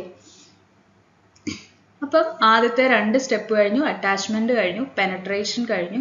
നെക്സ്റ്റ് എന്ന് പറയുന്നതാണ് അൺകോട്ടിങ്. അൺകോട്ടിങ് എന്ന് പറഞ്ഞു കഴിഞ്ഞാൽ അതായത് ഈ പറയുന്ന സ്ട്രക്ചർ എല്ലാം റിലീസ് ചെയ്ത് ന്യൂക്ലിക് ആസിഡ് പുറത്തേക്ക് എത്തണം. അതാണ് വേണ്ടത്. അപ്പം ഈ അൺകോട്ടിങ് നടക്കാൻ വേണ്ടിയിട്ട് ഹെൽപ്പ് ചെയ്യുന്ന ഒരു എൻസൈമാണ് ലൈസോസോമൽ എൻസൈംസ് എന്ന് പറയുന്നത്. അപ്പോൾ ഈ ലൈസോസോമൽ എൻസൈംസ് വൈറസിനാണോ ഉള്ളത്? അല്ല, വൈറസിന് എന്തില്ലെന്ന് നമ്മൾ ആദ്യമേ പറഞ്ഞായിരുന്നു, എൻസൈംസ് ഒന്നും ഇല്ല. അപ്പം ഹോസ്റ്റ് സെല്ലിൻ്റെ ലൈസോസോമൽ എൻസൈമിൻ്റെ ഹെൽപ്പോട് കൂടി ഈ വൈറൽ ക്യാപ്സിഡ് എന്ത് ചെയ്യുന്നു? സെപ്പറേറ്റഡ് ആകുന്നു. ആ ന്യൂക്ലിക് ആസിഡ് എന്ത് ചെയ്യുന്നു? ഹോസ്റ്റിൻ്റെ സൈറ്റോപ്ലാസത്തിൽ ഫ്രീ ആയിട്ട് റിലീസ്ഡ് ആവും. മനസ്സിലായോ? അപ്പം ഈ ഒരു സ്റ്റെപ്പ് ആരിൽ ആബ്സെൻ്റ് ആയിരിക്കും? ബാക്ടീരിയോഫേജിൽ ആബ്സെൻ്റ് ആയിരിക്കും. കാരണം എന്താ? നമ്മൾ മുമ്പേ പറഞ്ഞു, ഇവർ ഡയറക്റ്റ്ലി ന്യൂക്ലിക് ആസിഡിനെ എന്ത് ചെയ്യും? ഇഞ്ചക്ട് ചെയ്യും. അപ്പോൾ ന്യൂക്ലിക് ആസിഡിനെ ഇഞ്ചക്ട് ചെയ്യും, ക്യാപ്സിഡൊക്കെ അവിടെ പുറത്തിരിക്കുക. അതുകൊണ്ട് എന്ത് വേണ്ട? ആ ഒരു അൺകോട്ടിങ് സ്റ്റെപ്പ് ആർക്കില്ല? ബാക്ടീരിയോഫേജസിനില്ല. മറ്റേ മനസ്സിലായല്ലോ? ലൈസോസോമൽ എൻസൈം ആരിലാണ് ഉള്ളത്? ഹോസ്റ്റിലാണ് ഉള്ളത്. ഹോസ്റ്റ് സെല്ലിൻ്റെ ലൈസോസോമൽ എൻസൈമിൻ്റെ ഹെൽപ്പോട് കൂടി വൈറൽ ക്യാപ്സിഡ് എന്ത് ചെയ്യുന്നു? സെപ്പറേറ്റഡ് ആവുന്നു, ന്യൂക്ലിക് ആസിഡിനെ റിലീസ് ചെയ്യുന്നു. ഓക്കെ, ദെൻ ലാസ്റ്റ് സ്റ്റെപ്പാണ് ബയോസിന്തസിസ്. അപ്പോൾ ന്യൂക്ലിക് ആസിഡ് പുറത്തു വന്നു. ന്യൂക്ലിക് ആസിഡ് പുറത്തു വന്ന് കഴിയുമ്പോൾ എന്താ ചെയ്യുന്നത്? ഹോസ്റ്റിൻ്റെ മിഷനറി ഒക്കെ യൂസ് ചെയ്തിട്ട് ഇവരെന്തൊക്കെ സിന്തസൈസ് ചെയ്യും? ന്യൂക്ലിക് ആസിഡ് സിന്തസൈസ് ചെയ്യും, ക്യാപ്സിഡ് പ്രോട്ടീൻ സിന്തസൈസ് ചെയ്യുന്നു, എൻസൈംസ്, റെഗുലേറ്ററി പ്രോട്ടീൻസ്, ഇത്രയും സാധനങ്ങൾ സിന്തസൈസ് ചെയ്യുന്നു. സിന്തസൈസ് ചെയ്ത് കഴിഞ്ഞിട്ടുള്ള സ്റ്റെപ്പ് എന്ന് പറയുന്നത് അസംബ്ലിയാണ്. അസംബ്ലി എന്ന് പറയുമ്പോൾ എന്താണ്? ഈ സിന്തസൈസ് ചെയ്തിട്ടുള്ള ന്യൂക്ലിക് ആസിഡിൻ്റെ പുറമെ ക്യാപ്സിഡ്, അതിൻ്റെ പുറമെ എൻവലപ്പ്. എൻവലപ്പ് എന്ന് പറയുമ്പോൾ നമുക്കറിയാം, എൻവലപ്പ് ലിപ്പോ പ്രോട്ടീൻ നേച്ചറാന്ന് പറഞ്ഞു. അപ്പോൾ ലിപ്പിഡ് പോർഷൻ എവിടെ നിന്നാണ്? ഹോസ്റ്റ് സെല്ലിൽ നിന്ന് ലിപ്പിഡ് പോർഷൻ കിട്ടുന്നു. പ്രോട്ടീൻ വൈറസ് തന്നെ കോഡ് ചെയ്തെടുക്കുന്നു. അതെല്ലാം കൂടെ അസംബിൾ ചെയ്യുന്നു. ദെൻ സെല്ലിനെ ലൈസ് ചെയ്ത് പുറത്തേക്ക് വരും. അപ്പോൾ ഇത്രയാണ് എന്തെന്ന് പറയുന്നത് വൈറൽ റെപ്ലിക്കേഷനെ പറ്റിയിട്ട് പറയാനുള്ളത്. മനസ്സിലായത് വിശ്വസിക്കുന്നു. മെയിനായിട്ട് 4 സ്റ്റെപ്പാണുള്ളത്. പിന്നെ ലാസ്റ്റത്തെ ഒരു സ്റ്റെപ്പ് അസംബ്ലിയും കൂടെ ഉണ്ട്. അസംബ്ലിയും ഹോസ്റ്റ് സെൽ ലൈസിസ് വഴി പുറത്തേക്ക് വരുന്നതും കൂടെ ഉണ്ട്. ഓക്കെ, ദെൻ ഇനി ഈ റെപ്ലിക്കേഷൻ നടക്കും എന്ന് പറഞ്ഞു. ഇനി എവിടെയാണ് ഈ ന്യൂക്ലിക് ആസിഡ് റെപ്ലിക്കേഷൻ നടക്കുന്നത്? DNA വൈറസിൽ DNA replication നടക്കുന്നത് എവിടെയാണ്? ന്യൂക്ലിയസിലാണ്. എക്സെപ്ഷൻ പറയുന്ന പോക്സ് വൈറസിലാണ്. പോക്സ് വൈറസിൽ മാത്രം എവിടെയാണ്? സൈറ്റോപ്ലാസത്തിലാണ്. അപ്പോൾ DNA വൈറസിൽ DNA റെപ്ലിക്കേഷൻ നടക്കുന്നത് ന്യൂക്ലിയസിലാണ്. എക്സെപ്ഷൻ എന്ന് പറയുന്ന പോക്സ് വൈറസ്. പോക്സ് വൈറസ് എവിടെയാണ് സിന്തസൈസ് ചെയ്യുന്നത്? സൈറ്റോപ്ലാസത്തിലാണ് സിന്തസൈസ് ചെയ്യുന്നത്. പക്ഷെ RNA വൈറസ് ആണ് നേരെ തിരിച്ച്. എങ്ങനെയായിരിക്കും? RNAയുടെ റെപ്ലിക്കേഷൻ നടക്കുന്നത് എവിടെയായിരിക്കും? സൈറ്റോപ്ലാസത്തിലായിരിക്കും. അവിടെ ഒരു എക്സെപ്ഷൻ ഉണ്ട്. ആരാണ്? റിട്രോ വൈറസ്, അതുപോലെ തന്നെ ഓർത്തോമിക്സോ വൈറസ്. ഓർത്തോമിക്സോ വൈറസിൽ ആരാ വരുന്നത്? നമ്മൾ നേരത്തെ പറഞ്ഞായിരുന്നു. ആരായിരുന്നു? ഇൻഫ്ലുവൻസ വൈറസുകൾ. അതുപോലെ തന്നെ റിട്രോ വൈറസിൽ ആരാ വരുന്നത്? HIV virus. അപ്പോൾ HIV-യും അതുപോലെ തന്നെ ഇൻഫ്ലുവൻസ പോലെയുള്ള ഓർത്തോമിക്സോ വൈറസുകൾ എവിടെയാണ്? ന്യൂക്ലിയസിലാണ് RNA സിന്തസൈസ് ചെയ്യുന്നത്. ഓക്കെ, അപ്പോൾ അത് മനസ്സിലായല്ലോ. DNA വൈറസിൽ DNA റെപ്ലിക്കേഷൻ നടക്കുന്നത് എവിടെയാണ്? ന്യൂക്ലിയസിൽ. എക്സെപ്ഷൻ പറയുന്ന പോക്സ് വൈറസ് അത് സൈറ്റോപ്ലാസത്തിൽ. RNA വൈറസിൽ RNA റെപ്ലിക്കേഷൻ നടക്കുന്നത് സൈറ്റോപ്ലാസത്തിലാണ്. എക്സെപ്ഷൻ പറയുന്ന റിട്രോ വൈറസ് അതുപോലെ തന്നെ ഓർത്തോമിക്സോ വൈറസ് അത് റെപ്ലിക്കേറ്റ് ചെയ്യുന്നത് എവിടെയാണ്? ന്യൂക്ലിയസിലാണ്. ഓക്കെ, ഇത്രയും മനസ്സിലായെന്ന് ഞാൻ വിശ്വസിക്കുന്നു. ഓക്കെ, അപ്പോൾ next is about viral genetics. അപ്പോൾ അതൊരു സെപ്പറേറ്റ് ആയിട്ടുള്ളൊരു ടോപ്പിക് തന്നെയാണ്. അപ്പോൾ ഇത്രയും നേരം നമ്മൾ ഡിസ്കസ് ചെയ്തതൊക്കെ മനസ്സിലായെന്നാണ് വിശ്വസിക്കുന്നത്. എന്തൊക്കെയാണ് നമ്മൾ ആദ്യം പറഞ്ഞത്? വൈറസിൻ്റെ ജനറൽ പ്രോപ്പർട്ടീസ് പറഞ്ഞു. പിന്നെ നമ്മൾ എന്താ പറഞ്ഞത്? അതിൻ്റെ മോർഫോളജി പറഞ്ഞു, പിന്നെ സൈസ് പറഞ്ഞു, ഷേപ്പ് പറഞ്ഞു, പിന്നെ നോമൻക്ലേച്ചർ ആൻഡ് ക്ലാസിഫിക്കേഷൻ പറഞ്ഞു, റിപ്ലിക്കേഷനെ പറ്റിയിട്ട് പറഞ്ഞു. ദെൻ നെക്സ്റ്റ് എന്ന് പറയുന്നതാണ് വൈറൽ ജനറ്റിക്സ്. ഓക്കെ, അപ്പം വൈറൽ ജനറ്റിക്സിനെ പറ്റി പറയുമ്പോൾ നമുക്കറിയാം എല്ലാ ലിവിങ് ബീങ്സും ജനറ്റിക്സ് ഫോളോ ചെയ്തിട്ടാണ്. ജനറ്റിക്സ് ഫോളോ ചെയ്താൽ മാത്രമേ സർവൈവ് ചെയ്യാൻ പറ്റത്തുള്ളൂ. ആ ഒരു കേസ് തന്നെയാണ് വൈറസിനുള്ളത്. Viruses also obeys the law of genetics like all other living beings. Several properties of virus like virulence, ക്യാപ്സിഡിൻ്റെ പ്രൊഡക്ഷൻ, അതുപോലെ തന്നെ അതിൻ്റെ ആൻറ്റിജനസിറ്റി എല്ലാം ജനറ്റിക് കൺട്രോളിലാണ് വരുന്നത്. ഇനി ഈ വൈറസ് ജനറ്റിക് മോഡിഫിക്കേഷൻ കാണിക്കുന്നത് first one is mutation. First and the most important one എന്ന് പറയുന്നത് മ്യൂട്ടേഷൻ ആണ്. സെക്കൻഡ് വൺ എന്ന് പറയുന്നതാണ് റീകോമ്പിനേഷൻ. ഓക്കെ, ഇത് കൂടാതെ ഈ വൈറസിൻ്റെ ജീൻ പ്രോഡക്ട്സ്, അതായത് DNA അല്ലെങ്കിൽ RNA പ്രോഡക്ട്സ് ഉണ്ടല്ലോ, ജീൻ പ്രോഡക്ട്സ്, അതെന്ന് പറയുന്നത് പുതിയ അത് തമ്മിൽ ഇൻട്രാക്ട് ചെയ്ത് പുതിയ ഫീനോടൈപ്സ് ഉണ്ടാക്കാറുമുണ്ട്. എന്താണ് ഈ ഫീനോടൈപ്സ് എന്ന് പറഞ്ഞാൽ എന്താണെന്നറിയാവോ? ഫീനോടൈപ്സ് എന്ന് പറഞ്ഞാൽ മോർഫോളജിയിൽ വരുന്ന കാര്യങ്ങളെ ഫീനോടൈപ്പ് എന്നും, ജീനോടൈപ്പ് എന്ന് പറഞ്ഞാൽ ജീനിൽ, അതായത് നമ്മുടെ ന്യൂക്ലിക് ആസിഡിൽ വരുന്ന ചേഞ്ച് അല്ലെങ്കിൽ ജനറ്റിക് ചേഞ്ചസിനെ നമുക്ക് ജീനോടൈപ്പിക് ചേഞ്ചസ് എന്നല്ല ജീനോടൈപ്പ് എന്നും പറയാം. ഓക്കെ, ഫസ്റ്റ് നമ്മൾ ഡിസ്കസ് ചെയ്യാൻ പോകുന്നത് എന്തിനെ പറ്റിയിട്ടാണ്? മ്യൂട്ടേഷനെ പറ്റിയിട്ടാണ്. അപ്പോൾ മ്യൂട്ടേഷൻ്റെ ഡെഫിനിഷൻ എന്ന് പറയുന്നത് എന്താണ്? It is a random undirected and heritable variation. Random ആയിട്ട് അൺഡിറക്റ്റഡ് ആയിട്ട് ഹെറിറ്റബിൾ ആയിട്ട് നടക്കുന്ന വേരിയേഷനെയാണ് നമ്മൾ മ്യൂട്ടേഷൻ എന്ന് പറയുന്നത്. വൈറസിൽ ജനറ്റിക് മോഡിഫിക്കേഷൻ കാണിക്കുന്നതിൽ ഏറ്റവും ഇമ്പോർട്ടൻ്റ് ആയിട്ടുള്ള മെക്കാനിസം എന്ന് പറയുന്നത് മ്യൂട്ടേഷൻ തന്നെയാണ്. ഓക്കെ, ഇനി മ്യൂട്ടേഷൻ്റെ ഒരു പ്രശ്നം എന്ന് പറഞ്ഞു കഴിഞ്ഞാൽ മിക്ക മ്യൂട്ടേഷൻസും ലീതലാണ്. കാരണം മ്യൂട്ടേറ്റഡ് ആയിട്ടുള്ള വൈറസിന് പിന്നീട് റെപ്ലിക്കേറ്റ് ചെയ്യാനായിട്ടൊന്നും സാധിക്കില്ല. പക്ഷെ അത് എല്ലാ കേസസിലും ശരിയല്ല. ചില കേസസിൽ മാത്രമാണ് ഈ ലീതലായിട്ട് പോകാറുള്ളൂ. ഓക്കെ, ദെൻ ഈ മ്യൂട്ടേഷൻ എപ്പോഴാണ് നടക്കുന്നത്? എല്ലാ വൈറൽ ഇൻഫെക്ഷനിലും നടക്കാറുണ്ട്. നമ്മളോർക്കും എല്ലാ വൈറൽ ഇൻഫെക്ഷനിലും ഓരോ മ്യൂട്ടേഷനാണ് നടക്കുന്നത്. അല്ല, എല്ലാ വൈറൽ ഇൻഫെക്ഷൻ്റെ സമയത്ത് ഒരു 10⁻³ to 4 എന്ന രീതിയിലാണ് എന്താണ് ഈ പറയുന്ന മ്യൂട്ടേഷൻ നടക്കുന്നത് ഒരാളിൽ തന്നെ. Okay, then however mutation become evident only if it induce some readily observable property or lead to survival or death of the virus. Okay, അപ്പം ഈ മ്യൂട്ടേഷൻ നമ്മൾ പറഞ്ഞു പെട്ടെന്ന് എപ്പോഴും നടന്നുകൊണ്ടിരിക്കുന്ന ഒരു കാര്യമാണ്. പക്ഷേ ഈ മ്യൂട്ടേഷൻ എപ്പോഴും നമുക്ക് എന്താ പറയുക എവിഡൻ്റ് ആവുന്നില്ല. അത് എപ്പോഴാണ് എവിഡൻ്റ് ആവുന്നത്? എന്തെങ്കിലും ഒബ്സർവബിൾ ആയിട്ടുള്ള പ്രോപ്പർട്ടി അല്ലെ ഒബ്സർവബിൾ ആയിട്ടുള്ള ഒരു ചേഞ്ച് കാണിക്കുമ്പോഴായിരിക്കും നമുക്ക് മനസ്സിലാവുന്നത് മ്യൂട്ടേഷൻ അവിടെ നടന്നു എന്ന്. ഒന്നെങ്കിൽ അത് ചിലപ്പോൾ സർവൈവൽ ആയിരിക്കും, അല്ലെങ്കിൽ ഡെത്ത് ആയിരിക്കും, അല്ലെങ്കിൽ ചിലപ്പോൾ എന്തായിരിക്കും പുതിയ എന്തെങ്കിലും വിർലൻസ് പ്രോപ്പർട്ടീസ് കിട്ടുന്നതായിരിക്കും, അല്ലെങ്കിൽ എന്തെങ്കിലും വിർലൻസ് പ്രോപ്പർട്ടി നഷ്ടപ്പെടുന്നതായിരിക്കും. അങ്ങനെയുള്ള കാര്യങ്ങളൊക്കെ വരുമ്പോഴാണ് നമ്മൾ ഈ മ്യൂട്ടേഷൻ എന്ത് ചെയ്യുന്നത് ശ്രദ്ധിക്കുന്നത്. Okay. A mutation may occur spontaneously and readily in viral genome, causing frequent changes in the nucleic acid, which resulting in the production of new viral strain showing properties different from parental അല്ലെങ്കിൽ wild type virus. അതെന്ന് പറഞ്ഞു കഴിഞ്ഞാൽ ഇപ്പോൾ നമ്മുടെ influenza virus ഉണ്ടല്ലോ, നമ്മുടെ recent ആയിട്ട് pandemic ഉണ്ടാക്കിയ H1N1 2009 പാൻഡമിക് ഉണ്ടാക്കിയ H1N1 ഒക്കെ കേസ് നമുക്കറിയാം. അതെന്താ സംഭവിച്ചത്? അവർ ഈ മ്യൂട്ടേഷൻ നടന്നു, അല്ലെങ്കിൽ എന്താ പറയുക, അവർ ശരിക്കും മ്യൂട്ടേഷൻ അല്ല, ഒരു റീഅസോർട്ട്മെന്റ് ആണ് നടന്നത്. പക്ഷെ അവിടെയും ഫ്രീക്വൻ്റ് ആയിട്ടുള്ള ചേഞ്ചസ് ഇങ്ങനെ ന്യൂക്ലിക് ആസിഡിൽ നടക്കും. ഓക്കെ, അപ്പോൾ ഈ മ്യൂട്ടേഷൻ നടക്കുമ്പോൾ എന്താണ്, പേരൻറ്റിൻ്റെ മ്യൂട്ടേഷൻ നടക്കും, പുതിയൊരു വൈറസ് ഉണ്ടാകുമ്പോൾ ആ പുതിയ വൈറസിന് എന്താ പേരൻറ്റ് വൈറസിൻ്റെ നിന്നും വ്യത്യസ്തമായിട്ടുള്ള ഒരു ജിനോം ആയിരിക്കും ആരിലുണ്ടാകുന്നത്, ഈ മ്യൂട്ടേറ്റഡ് ആയിട്ടുള്ള വൈറസിൽ ഉണ്ടാകുന്നത്. മനസ്സിലായോ? അപ്പോൾ എന്താ സംഭവിക്കുന്നത്, പുതിയ വൈറൽ സ്ട്രെയിൻ അവിടെ ഉണ്ടാവും. ആ പുതിയ വൈറൽ സ്ട്രെയിന് എന്താണ്, it show properties that is different from parent അല്ലെങ്കിൽ വൈൽഡ് ടൈപ്പ് വൈറസ്. മനസ്സിലായോ? ഓക്കെ.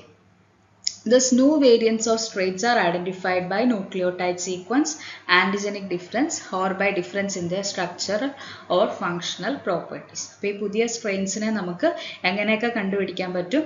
അതിൻ്റെ ന്യൂക്ലിയോടൈഡ് സീക്വൻസ് നോക്കാൻ പറ്റും, ആൻറ്റിജനിക് ഡിഫറൻസ് നോക്കാൻ പറ്റും, അല്ലെങ്കിൽ ഡിഫറൻസ് ഇൻ ദ സ്ട്രക്ചർ അല്ലെങ്കിൽ ഫങ്ഷണൽ പ്രോപ്പർട്ടീസിൽ അതിൽ കാണിക്കുന്ന മാറ്റം വെച്ചിട്ട് നമുക്ക് അറിയാൻ പറ്റും മ്യൂട്ടേഷൻ നടന്നോ ഇല്ലയോ എന്നൊക്കെ അറിയാൻ പറ്റും.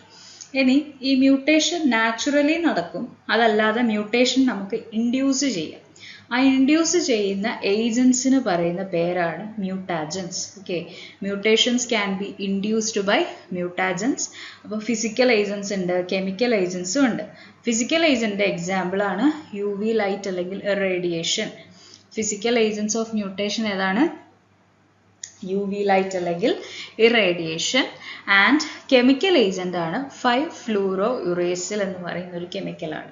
ഓക്കെ, അപ്പം മ്യൂട്ടേഷനെ ഇൻഡ്യൂസ് ചെയ്യുന്ന സബ്സ്റ്റൻസിന് പറയുന്ന പേര് മ്യൂട്ടാജൻ എന്നാണ്. അപ്പോൾ ഫിസിക്കൽ ഏജൻ്റ് ആണ് UV ലൈറ്റ് അല്ലെങ്കിൽ ഇറാഡിയേഷൻ. കെമിക്കൽ ഏജൻ്റ് ഏതാണ്? 5-fluorouracil. ഓക്കെ, ഇത്രയും മനസ്സിലായല്ലോ. നെക്സ്റ്റ് എന്ന് പറഞ്ഞാൽ മ്യൂട്ടേഷൻ പല ടൈപ്പിലുണ്ട്. അതെന്ന് പറഞ്ഞാൽ അതിൻ്റെ ഓരോ എഫക്റ്റിനനുസരിച്ചായിരിക്കും അതിന് പേരിട്ടിരിക്കുന്നത്. ഇപ്പോൾ ഫസ്റ്റ് പറഞ്ഞാൽ ലീതൽ മ്യൂട്ടേഷൻ ആണ്. നമ്മൾ ഓൾറെഡി പറഞ്ഞു, അതായത് എസെൻഷ്യൽ ആയിട്ടുള്ള ജീൻസിൽ മ്യൂട്ടേഷൻ സംഭവിക്കുമ്പോൾ അതിനെ ലീതൽ മ്യൂട്ടേഷൻ എന്ന് പറയും. ലീതൽ മ്യൂട്ടേഷൻ നടക്കുമ്പോൾ എന്താ സംഭവിക്കുന്നത്, ആ വൈറസിന് പിന്നെ സർവൈവ് ചെയ്യാൻ പറ്റത്തില്ല, അല്ലെ ആ വൈറസ് ഏത് എസെൻഷ്യൽ ജീനാണോ കാണിക്കുന്നത്, ആ എസെൻഷ്യൽ ജീൻ എന്ത് ഫംഗ്ഷനാണോ കോഡ് ചെയ്യുന്നത്, ആ ഫംഗ്ഷൻ എന്ത് ചെയ്യും, ആ വൈറസിന് നഷ്ടപ്പെട്ടു പോകും. അതിനെയാണ് ലീതൽ മ്യൂട്ടേഷൻ എന്ന് പറയുന്നത്. ഇനി ഡിലീഷൻ മ്യൂട്ടേഷൻ എന്ന് പറഞ്ഞു കഴിഞ്ഞാൽ എന്താണ്, selective removal or loss of a portion of the viral genome and subsequent loss of function that it encodes leads to the formation of deletion mutant. മനസ്സിലായോ? അതായത് ഒരു വൈറൽ ജിനോമിൻ്റെ ഒരു ചെറിയൊരു പോർഷൻ നഷ്ടപ്പെട്ടു പോവുക, ഒന്നെങ്കിൽ റിമൂവ് ചെയ്യുക അല്ലെങ്കിൽ അത് നഷ്ടപ്പെട്ടു പോവുകയോ ചെയ്യുകയാണെന്നുണ്ടെങ്കിൽ ആ ജിനോമ്, ആ നഷ്ടപ്പെട്ടു പോയ ജിനോമ് എന്ത് ഫംഗ്ഷനാണോ ചെയ്യുന്നത് ആ ഫംഗ്ഷനും കൂടെ അവിടെ എന്ത് ചെയ്യും, നഷ്ടപ്പെട്ടു പോകും. അപ്പം അങ്ങനെയുള്ള മ്യൂട്ടേഷനെ നമ്മൾ എന്തെന്ന് പറയും, ഡിലീഷൻ മ്യൂട്ടൻ്റ് അല്ലെ ഡിലീഷൻ മ്യൂട്ടേഷൻ എന്ന് പറയും. Okay, then next is attenuated mutants. അതായത് അറ്റിനുവേറ്റഡ് എന്ന് പറഞ്ഞു കഴിഞ്ഞാൽ ചില മ്യൂട്ടേറ്റഡ് ആയിട്ടുള്ള വൈറസിന് അവരുടെ ഇൻഫെക്ഷൻ ഉണ്ടാക്കുന്ന കപ്പാസിറ്റി എന്ത് ചെയ്യും, കുറയും. അങ്ങനെയുള്ളതാണ് നമ്മൾ അറ്റിനുവേറ്റഡ് മ്യൂട്ടൻസ് എന്ന് പറയും. അപ്പോൾ നമ്മൾ കോമൺലി കേട്ടിട്ടുണ്ട് ഈ ലൈവ് അറ്റിനുവേറ്റഡ് വാക്സിൻ എന്നൊക്കെ പറയും. അപ്പോൾ അങ്ങനെയുള്ള വാക്സിൻ്റെ പ്രത്യേകത എന്താ, അവർക്ക് ഇൻഫെക്ഷൻ ഉണ്ടാക്കാനായിട്ടുള്ള കേപ്പബിലിറ്റി നഷ്ടപ്പെട്ടു. അപ്പോൾ അതിനെയാണ് നമ്മൾ അറ്റിനുവേറ്റഡ് മ്യൂട്ടൻ്റ് എന്ന് പറയും. Next host range mutants. അതായത് ചില മ്യൂട്ടേഷൻ നടന്നു കഴിയുമ്പോൾ ആ വൈറസ് എന്ത് ചെയ്യും, അതിൻ്റെ ടിഷ്യൂ ടൈപ്പോ അല്ലെങ്കിൽ അതിൻ്റെ target Cello species of target Celso ഒക്കെ എന്ത് ചെയ്യും, വേരി ചെയ്ത് കാണിക്കും. ചിലപ്പോൾ ടിഷ്യൂ ടൈപ്പ് മാറി കാണിക്കും, വേറെ ടിഷ്യൂലൊക്കെ ഇൻഫെക്റ്റ് ചെയ്യും, വേറെ സെല്ലിലൊക്കെ കയറി ഇൻഫെക്റ്റ് ചെയ്യും. അപ്പോൾ അങ്ങനെയുള്ളതിനെ ഹോസ്റ്റ് റേഞ്ച് മ്യൂട്ടൻ്റ് എന്ന് പറയും. നാലാമത്താണ് fifth one is plague mutants. Plague mutants എന്ന് പറഞ്ഞാൽ variant strain showing difference in the size or appearance in infected host. നമുക്കറിയാം ഓരോ വൈറസ് ഓരോ ഹോസ്റ്റ് സെല്ലിൽ കയറി കഴിഞ്ഞു കഴിഞ്ഞാൽ പല ടൈപ്പിലുള്ള മാറ്റങ്ങളാണ് സെല്ലിൽ കാണിക്കുന്നത്. ഇപ്പോൾ നമുക്കറിയാം മംസ് മീസിൽസ് പോലൊക്കെ ആണെങ്കിൽ വലിയ സിൻസീഷ്യം ഫോർമേഷൻ ഒക്കെ കാണിക്കും അല്ലേ. അപ്പം അങ്ങനെയുള്ള വൈറസുകൾക്ക് മ്യൂട്ടേഷൻ സംഭവിച്ച് ആ സെല്ലിൽ എന്താ ഡിഫറൻസസ് കാണിക്കും. അപ്പം അങ്ങനെയുള്ള മ്യൂട്ടേഷനെ നമ്മൾ എന്തെന്ന് പറയും? പ്ലേഗ് മ്യൂട്ടൻസ് എന്ന് പറയും. Okay, the next is conditional mutant. Conditional mutants എന്ന് പറഞ്ഞു കഴിഞ്ഞാൽ conditional lethal mutants are mutants that are lethal under one set of condition that is termed as non-permissive condition, but that yields normal infectious progeny under other condition termed as permissive condition. അപ്പോൾ അതിൻ്റെ ഒരു example വെച്ചിട്ട് നമുക്ക് പറയാം. ഇപ്പം temperature dependent mutant ഉണ്ട്. അതായത് mutation നടന്നു കഴിയുമ്പോൾ ചില വൈറസുകൾക്ക് ഒരു ഇന്ന ടെമ്പറേച്ചറിൽ മാത്രമേ സർവൈവ് ചെയ്യാൻ പറ്റത്തുള്ളൂ. അതിൽ കൂടിയ ടെമ്പറേച്ചറിലോ അല്ലെങ്കിൽ അതിൽ കുറഞ്ഞ ടെമ്പറേച്ചറിലോ വെച്ച് കഴിഞ്ഞാൽ അതിന് സർവൈവ് ചെയ്യാൻ പറ്റത്തില്ല. അപ്പോൾ അങ്ങനെ എന്തെങ്കിലും കണ്ടീഷൻ വെച്ചിട്ട് മ്യൂട്ടേഷൻ നടക്കും. അങ്ങനെയുള്ളതിനെയാണ് നമ്മൾ എന്തെന്ന് പറയും? കണ്ടീഷണൽ മ്യൂട്ടൻ്റ് എന്ന് പറയുന്നത്. ഓക്കെ, ഇത്രയാണ് മ്യൂട്ടേഷനെ പറ്റി പറഞ്ഞത്. മ്യൂട്ടേഷൻ എന്താന്ന് പറഞ്ഞു, മ്യൂട്ടേഷൻ എവിടെയാണ് നടക്കുന്നതെന്ന് പറഞ്ഞു അല്ലേ. അങ്ങനെയുള്ള കാര്യങ്ങളൊക്കെ നമ്മൾ ഡിസ്കസ് ചെയ്തു. പിന്നെ നമ്മൾ പറഞ്ഞ എന്താണ് മ്യൂട്ടാജൻ എന്താന്ന് പറഞ്ഞു. മ്യൂട്ടാജൻ ഫിസിക്കലും ഉണ്ട് കെമിക്കലും ഉണ്ട്. ദെൻ നമ്മൾ പറഞ്ഞത് ടൈപ്സ് ഓഫ് മ്യൂട്ടേഷൻ ആണ്. ഏതൊക്കെയാ പറഞ്ഞത്? ടെമ്പറേച്ചർ ഡിപ്പെൻഡൻറ്റ് മ്യൂട്ടൻ അല്ലേ, കണ്ടീഷണൽ മ്യൂട്ടൻ ഉണ്ട്, ലീതൽ മ്യൂട്ടൻ്റ് ഉണ്ട്, ഡിലീഷൻ മ്യൂട്ടൻ്റ് ഉണ്ട്, അറ്റിനുവേറ്റഡ് മ്യൂട്ടൻസ് ഉണ്ട്. അങ്ങനെ പല ടൈപ്പിലുള്ള മ്യൂട്ടൻസ് ഉണ്ടെന്ന് നമ്മൾ പറഞ്ഞു. ഓക്കെ, നെക്സ്റ്റ് എന്ന് പറയുന്നതാണ് അടുത്ത ഒരു ജനറ്റിക് മോഡിഫിക്കേഷൻ നടത്തുന്ന ഒരു മെത്തേഡാണ് റീകോമ്പിനേഷൻ വഴി. ഓക്കെ, അപ്പോൾ genetic recombination may occur when two different but related virus infect a cell simultaneously which lead to extra molecular genetic exchange between two virus leading to the production of progeny virion that possess genes from both the virus. Okay, അപ്പോൾ genetic recombination എന്ന് പറഞ്ഞു കഴിഞ്ഞാൽ രണ്ട് virus എന്ന് പറഞ്ഞാൽ രണ്ടും same virus അല്ല, പക്ഷേ എങ്കിൽ റിലേറ്റഡ് ആണ്. ഓക്കെ, രണ്ട് സെയിം വൈറസ് അല്ല, പക്ഷേ എങ്കിൽ റിലേറ്റഡ് ആയിട്ടുള്ള വൈറസ് ഒരു സെല്ലിനെ ഇൻഫെക്ട് ചെയ്യാം. ഇപ്പം എക്സാമ്പിൾ പറയുമ്പോൾ ഹെർപ്പസ് സിംപ്ലക്സ് വൈറസ് 1ഉം ഹെർപ്പസ് സിംപ്ലക്സ് വൈറസ് 2ഉം രണ്ടും ഡിഫറെൻ്റ് ആണ്, പക്ഷേ സെയിം ഫാമിലിയിലുള്ളതാണ്. അപ്പോൾ ഇങ്ങനെയുള്ള രണ്ട് വൈറസ് ഒരു സെല്ലിനെ ഇൻഫെക്ട് ചെയ്ത് കഴിയുമ്പോൾ ആ രണ്ട് വൈറസിൻ്റെയും എന്താണ് ജീനുകൾ തമ്മിൽ അങ്ങോട്ടും ഇങ്ങോട്ടും എക്സ്ചേഞ്ച് ചെയ്യും. അപ്പോൾ എന്ത് സംഭവിക്കും? പുതിയതായിട്ടുണ്ടാവുന്ന വിറിയോൺ, അതിനെയാണ് നമ്മൾ പ്രൊജനി വിറിയോൺ എന്ന് പറയുന്നത്. ഓക്കെ, ആ പ്രൊജനി വിറിയോൺ എന്തായിരിക്കും പ്രത്യേകത? രണ്ട് വൈറസിൻ്റെയും ജീൻസ് ഉണ്ടാവും. അപ്പോൾ അത് രണ്ട് വൈറസിൻ്റെ അതായത് ഹെർപ്പസ് സിംപ്ലക്സ് വൈറസ് 1ൻ്റെ പ്രോപ്പർട്ടിയും ഹെർപ്പസ് സിംപ്ലക്സ് വൈറസ് 2ൻ്റെ പ്രോപ്പർട്ടിയും അതെന്ത് ചെയ്യും? കാണിക്കും. ഒന്നുകൂടെ പറയാം, ജനറ്റിക് റീകോമ്പിനേഷൻ ആര് തമ്മിലാണ് നടക്കുന്നത്? രണ്ട് ഡിഫറൻ്റ് ആയിരിക്കും, പക്ഷേ എങ്കിൽ റിലേറ്റഡ് ആയിട്ടുള്ള വൈറസ്. ഇപ്പം എക്സാമ്പിൾ പറയുമ്പോൾ HSV1ഉം HSV2ഉം ഒരു സെല്ലിനെ വന്ന് ഇൻഫെക്ട് ചെയ്തു ആൻഡ് അവരുടെ രണ്ടുപേരുടെയും ജീനുകൾ തമ്മിൽ അങ്ങോട്ടും ഇങ്ങോട്ടും എക്സ്ചേഞ്ച് ചെയ്യുന്നു. ആൻഡ് അവരിലുണ്ടാകുന്ന പ്രൊജനി വിറിയോണിൻ്റെ പ്രത്യേകത എന്തായിരിക്കും? HSV1ൻ്റെ ജീനും കാണും, HSV2ൻ്റെ ജീനും കാണും. ആൻഡ് എന്ത് ചെയ്യും? അവരുടെ രണ്ടുപേരുടെയും ക്യാരക്ടേഴ്സ് കാണിക്കാനായിട്ട് ആർക്ക് പറ്റും? പ്രൊജനി വിറിയോണിന് പറ്റും. ഓക്കെ, അപ്പോൾ അതാണ് ജനറ്റിക് റീകോമ്പിനേഷൻ എന്ന് പറയുന്നത്. ഇനി ഈ ജനറ്റിക് റീകോമ്പിനേഷൻ ആരൊക്കെ തമ്മിലാണ് നടക്കുന്നത്? ജനറ്റിക് റീകോമ്പിനേഷൻ ആരൊക്കെ തമ്മിലാണ് നടക്കുന്നത്? Two active infectious virus. ഇപ്പം HSV1ഉം 2ഉം രണ്ടും ആക്റ്റീവും ആണ്, രണ്ട് ഇൻഫെക്ഷ്യസ് ആയിട്ടുള്ള വൈറസാണ്. അങ്ങനെയുള്ള വൈറസുകൾ തമ്മിൽ റീകോമ്പിനേഷൻ നടക്കാം. ഒരു ആക്റ്റീവും ഒരു ഇനാക്റ്റീവ് വൈറസ്. ഇനാക്റ്റീവ് വൈറസ് എന്ന് പറഞ്ഞാൽ കിൽഡ് ആയിട്ടുള്ള വൈറസ് ആയിരിക്കും. അപ്പം ഒരു ആക്റ്റീവ് വൈറസും ഒരു ഇനാക്റ്റീവ് വൈറസുമായിട്ട് നടക്കാം. ആൻഡ് അതുപോലെ തന്നെ രണ്ട് ഇനാക്റ്റീവ് വൈറസുകൾ തമ്മിലും എന്താണ്? റീകോമ്പിനേഷൻ നടക്കാം. ഈ രണ്ട് ഇനാക്റ്റീവ് വൈറസുകൾ തമ്മിൽ റീകോമ്പിനേഷൻ എന്ന് പറയുമ്പോൾ നമ്മൾ ഓർക്കും രണ്ടുപേരും കിൽഡാണ്, പിന്നെ എങ്ങനെ നടക്കുമെന്ന്. അതായത് രണ്ടുപേരും ഇനാക്റ്റീവ് എന്ന് പറഞ്ഞു കഴിഞ്ഞാൽ അതിൻ്റെ എൻറ്റയർ ജനറ്റിക് പൂൾ എടുത്ത് നോക്കിക്കഴിയുമ്പോൾ അതിൻ്റെ ചില സെഗ്മെൻറ്റ്സ് ഒക്കെ എന്തായിരിക്കും? ലൈവ് ആയിരിക്കും രണ്ടിൻ്റെയും. അപ്പം അങ്ങനെയുള്ള സെഗ്മെൻറ്റ്സ് തമ്മിൽ എന്ത് ചെയ്യും? എക്സ്ചേഞ്ച് നടന്നിട്ട് പ്രൊജനി വിറിയോൺ എന്താണ് ലൈവായിട്ട് അപ്പിയർ ചെയ്യും. അതാണ് ഈ രണ്ട് ഇനാക്റ്റീവ് വൈറസുകൾ തമ്മിലുള്ള റീകോമ്പിനേഷൻ എന്ന് പറയുന്നത്. ഓക്കെ, ഇനി 3 ടൈപ്പ് ഓഫ് ജനറ്റിക് റീകോമ്പിനേഷൻ ആണ് വൈറസുകൾ തമ്മിൽ കാണിക്കുന്നത്. First is intramolecular recombination, second one is reassortment and third one എന്ന് പറയുന്നത് റീ ആക്ടിവേഷൻ. ഓക്കെ, ഇൻട്രാമോളിക്കുലർ അത് രണ്ട് ക്ലോസ്ലി റിലേറ്റഡ് ആയിട്ടുള്ള DNA വൈറസ് അല്ലെങ്കിൽ രണ്ട് ക്ലോസ്ലി റിലേറ്റഡ് ആയിട്ടുള്ള RNA വൈറസുകൾ മാത്രം തമ്മിൽ നടക്കുന്നതിനെ ഇൻട്രാമോളിക്കുലർ റീകോമ്പിനേഷൻ എന്ന് നമുക്ക് പറയാം. Okay, second one is re assortment. Re assortment എന്ന് പറഞ്ഞു കഴിഞ്ഞാൽ നമ്മൾ മുമ്പേ പറഞ്ഞില്ലേ ഈ പാൻഡമിക് സ്ട്രെയിൻ H1N1 2009 ഉണ്ടായത് H1N1 ഇൻഫ്ലുവൻസ സ്ട്രെയിൻ. അപ്പോൾ അത് എങ്ങനെ ഉണ്ടായെന്ന് പറഞ്ഞു കഴിഞ്ഞാൽ രണ്ട് ഇൻഫ്ലുവൻസ സ്ട്രെയിന് ഒരു ഹോസ്റ്റ് സെല്ലിനെ ഇൻഫെക്റ്റ് ചെയ്ത സമയത്ത് അവർ തമ്മിൽ എന്ത് സംഭവിക്കുന്നു? ജീൻ എക്സ്ചേഞ്ച് നടക്കുന്നു. എന്ത് തമ്മിലാണ് ജീൻ എക്സ്ചേഞ്ച് നടക്കുന്നത്? അവരുടെ RNA സെഗ്മെന്റ്സുകൾ തമ്മിൽ ജീൻ എക്സ്ചേഞ്ച് അങ്ങോട്ടും ഇങ്ങോട്ടും ഒക്കെ നടത്തുന്നു. അപ്പോൾ അവിടെ പുതിയൊരു വൈറസ് ആയിരിക്കും അവിടെ എന്ത് ചെയ്യുന്നത് ഉണ്ടാകുന്നത്. അതിനെ റീ അസോർട്ടന്റ് എന്നാണ് നമ്മൾ പറയുന്നത്. അപ്പോൾ ഈ reassortment is the most important method by which pandemic ആയിട്ടുള്ള സ്ട്രെയിൻസ് ഒക്കെ ഉണ്ടാകുന്നത് ഈ റീ അസോർട്ട്മെന്റ് വഴിയാണെന്നാണ് പറയുന്നത്. ഓക്കെ, ദെൻ നെക്സ്റ്റ് എന്ന് പറയുന്നതാണ് genetic reactivation. Genetic reactivation mainly രണ്ട് രീതിയിൽ നടക്കാം. ഒന്നെന്ന് പറഞ്ഞാൽ marker rescue reactivation and second one എന്ന് പറയുന്നത് മൾട്ടിപ്ലിസിറ്റി റീആക്ടിവേഷൻ. മാർക്കർ റെസ്ക്യൂവിൻ്റെ മറ്റൊരു പേരാണ് ക്രോസ് റീആക്ടിവേഷൻ. ഓക്കെ, അപ്പോൾ marker rescue reactivation occurs when a host cell is infected with an active virus, ഒരു ആക്റ്റീവ് വൈറസും ഒരു ഡിഫറെൻറ്റ് ബട്ട് റിലേറ്റഡ് ആയിട്ടുള്ള ഇനാക്റ്റീവ് വൈറസും ഒരു host സെല്ലിനെ ഇൻഫെക്റ്റ് ചെയ്യുക.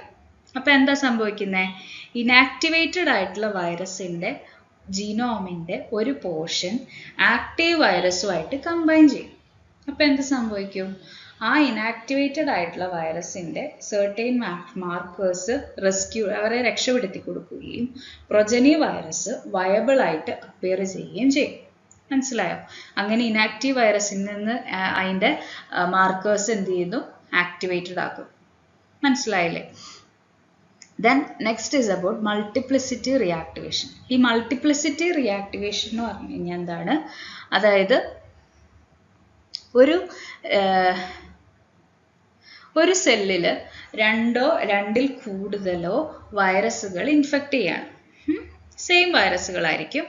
ആ സെയിം വൈറസ് ഇൻഫെക്റ്റ് ചെയ്യുന്ന സമയത്ത് അതെല്ലാം ആ ഇൻഫെക്റ്റ് ചെയ്ത വൈറസുകളെല്ലാത്തിനും എന്ത് സംഭവിച്ചതാണ്? UV ഇറേഡിയേഷൻ വഴി ലീതൽ മ്യൂട്ടേഷൻ സംഭവിച്ചതായിരിക്കും. ഈ ലീതൽ മ്യൂട്ടേഷൻ സംഭവിച്ചത് ഓരോ വൈറസിനും ഓരോരോ സെപ്പറേറ്റ് ജീൻസിലുമായിരിക്കും. ഓക്കെ, അപ്പോൾ ആ ഒരു ടോട്ടൽ ജനറ്റിക് പൂൾ എടുത്ത് നോക്കിക്കഴിഞ്ഞു കഴിഞ്ഞാൽ എന്ത് സംഭവിക്കും? അൺഡാമേജ്ഡ് ആയിട്ടുള്ള ജീൻസ് അവിടെ കാണുമല്ലോ. എല്ലാ ജീൻസിനും ഡാമേജ് ഉണ്ടായി കാണത്തില്ല. അപ്പോൾ അൺഡാമേജ്ഡ് ആയിട്ടുള്ള ജീൻസ് വെച്ചിട്ട് ഒരു എൻറ്റയർ ജീനോം അവിടെ ഉണ്ടാക്കിയെടുക്കാനായിട്ട് പറ്റും. ഓക്കെ, അപ്പോൾ എന്ത് സംഭവിക്കും? ഇൻഫെക്ഷ്യസ് ആയിട്ടുള്ള വീരിയോൺ പ്രോജനി അവിടെ ഉണ്ടാക്കിയെടുക്കാൻ പറ്റും. അപ്പം ഇതുകൊണ്ടാണ് നമ്മൾ എന്ത് കൊടുക്കരുതെന്ന് പറയുന്നത്? UV ഇറാഡിയേറ്റഡ് ആയിട്ടുള്ള വാക്സിൻ നമ്മൾ ഒരിക്കലും വാക്സിനേഷനിൽ കൊടുക്കരുതെന്ന് പറയുന്നതിൻ്റെ കാരണം ഇതാണ്. കാരണം UV ഇറാഡിയേറ്റഡ് വാക്സിൻ എന്ന് പറയുന്നതിൽ ഒരു ജീനിൻ്റെ എല്ലാ സെഗ്മെന്റ്സും അവിടെ എന്ത് ചെയ്യുന്നില്ല? ഇറാഡിയേറ്റഡ് ആയിട്ട് പോകുന്നില്ല. ചില സെഗ്മെന്റ്സ് അവിടെ എന്തായിരിക്കും? ആക്റ്റീവ് ആയിരിക്കും. അപ്പം ഇത് പല വൈറസുകളുടെ എല്ലാം കൂടെ കമ്പൈൻ ചെയ്തൊരു സെല്ലിൽ വരുന്ന സമയത്ത് അവർ തമ്മിൽ അങ്ങോട്ടും ഇങ്ങോട്ടും ഒക്കെ എന്ത് ചെയ്യും? ജനറ്റിക് എക്സ്ചേഞ്ച് നടത്തുന്നു. അപ്പോൾ എന്ത് സംഭവിക്കും? ഒരു എൻറ്റയർ ജീനോം അവിടെ ഉണ്ടാക്കിയെടുക്കാൻ പറ്റും. ആൻഡ് ഇൻഫെക്ഷ്യസ് വിറിയോൺ പ്രോജനി അവിടെ ഡെവലപ്പ് ചെയ്ത് വരും. അതാണ് അതിൻ്റെ പ്രശ്നം. ഓക്കെ, അപ്പോൾ അതിനെയാണ് നമ്മൾ മൾട്ടിപ്ലിസിറ്റി റിയാക്ടിവേഷൻ എന്ന് പറയുന്നത്. ഓക്കെ, അപ്പോൾ നമ്മൾ ജനറ്റിക്സ് ഏകദേശം ഒരുമാതിരി തന്നെ റീകോമ്പിനേഷനെ പറ്റിയിട്ട് പറഞ്ഞു. നെക്സ്റ്റ് എന്ന് പറഞ്ഞാൽ ചെറിയ ചെറിയ പോയിന്റ്സ് ആണ്. അതായത് എന്താണ് വൈറോയിഡ്സ്, എന്താണ് പ്രയോൺസ് എന്നൊക്കെയാണ് നമ്മൾ പറയും. അപ്പോൾ വൈറോയിഡ്സ് എന്ന് പറഞ്ഞാൽ എന്താണ്? വൈറോയിഡ്സ് എന്ന് പറഞ്ഞു കഴിഞ്ഞാൽ സിംഗിൾ സ്ട്രാൻഡഡ് RNA മാത്രമുള്ളൂ. അവർക്ക് എന്തില്ല? ക്യാപ്സിഡ് ഇല്ല. ഓക്കെ, അത് mostly they are restricted to പ്ലാന്റ്സിൽ മാത്രമാണ് കാണുന്നത്. ആൻഡ് അവർ ഹോസ്റ്റിന്റെ എൻസൈംസിനെ ഡിപ്പെൻഡ് ചെയ്തിട്ടാണ് റെപ്ലിക്കേഷൻ നടത്തുന്നത്. Okay, then hepatitis D virus എന്ന് പറയുന്നത് വൈറോയിഡ്സിനോട് സിമിലർ ആയിട്ടുള്ള ഒരു വൈറസ് ആണ്. അപ്പോൾ അവരുടെ പ്രത്യേകത എന്താണ്? ഹെപ്പറ്റൈറ്റിസ് ഡി വൈറസിന് എന്തില്ല? ഹെപ്പറ്റൈറ്റിസ് ഡി വൈറസിനും എന്തില്ല? അതായത് ക്യാപ്സിഡ് ഇല്ല. പകരം അവർക്ക് എന്തുണ്ട്? സിംഗിൾ സ്ട്രാൻഡഡ് RNA മാത്രമേ ഉള്ളൂ. അപ്പോൾ ഈ ഹെപ്പറ്റൈറ്റിസ് ഡി വൈറസിന് സർവൈവ് ചെയ്യണം, ഹ്യൂമൻസിൽ സർവൈവ് ചെയ്യണം എന്നുണ്ടെങ്കിൽ ഹെപ്പറ്റൈറ്റിസ് ബി വൈറസ് ഇൻഫെക്ഷൻ കൂടെ വേണം. അതായത് ഹെപ്പറ്റൈറ്റിസ് ബിയുടെ സർഫസ് ആൻറ്റിജൻ, അതായത് HPS-AG. ഹെപ്പറ്റൈറ്റിസ് ബിയുടെ എന്താണ്? HBsAg.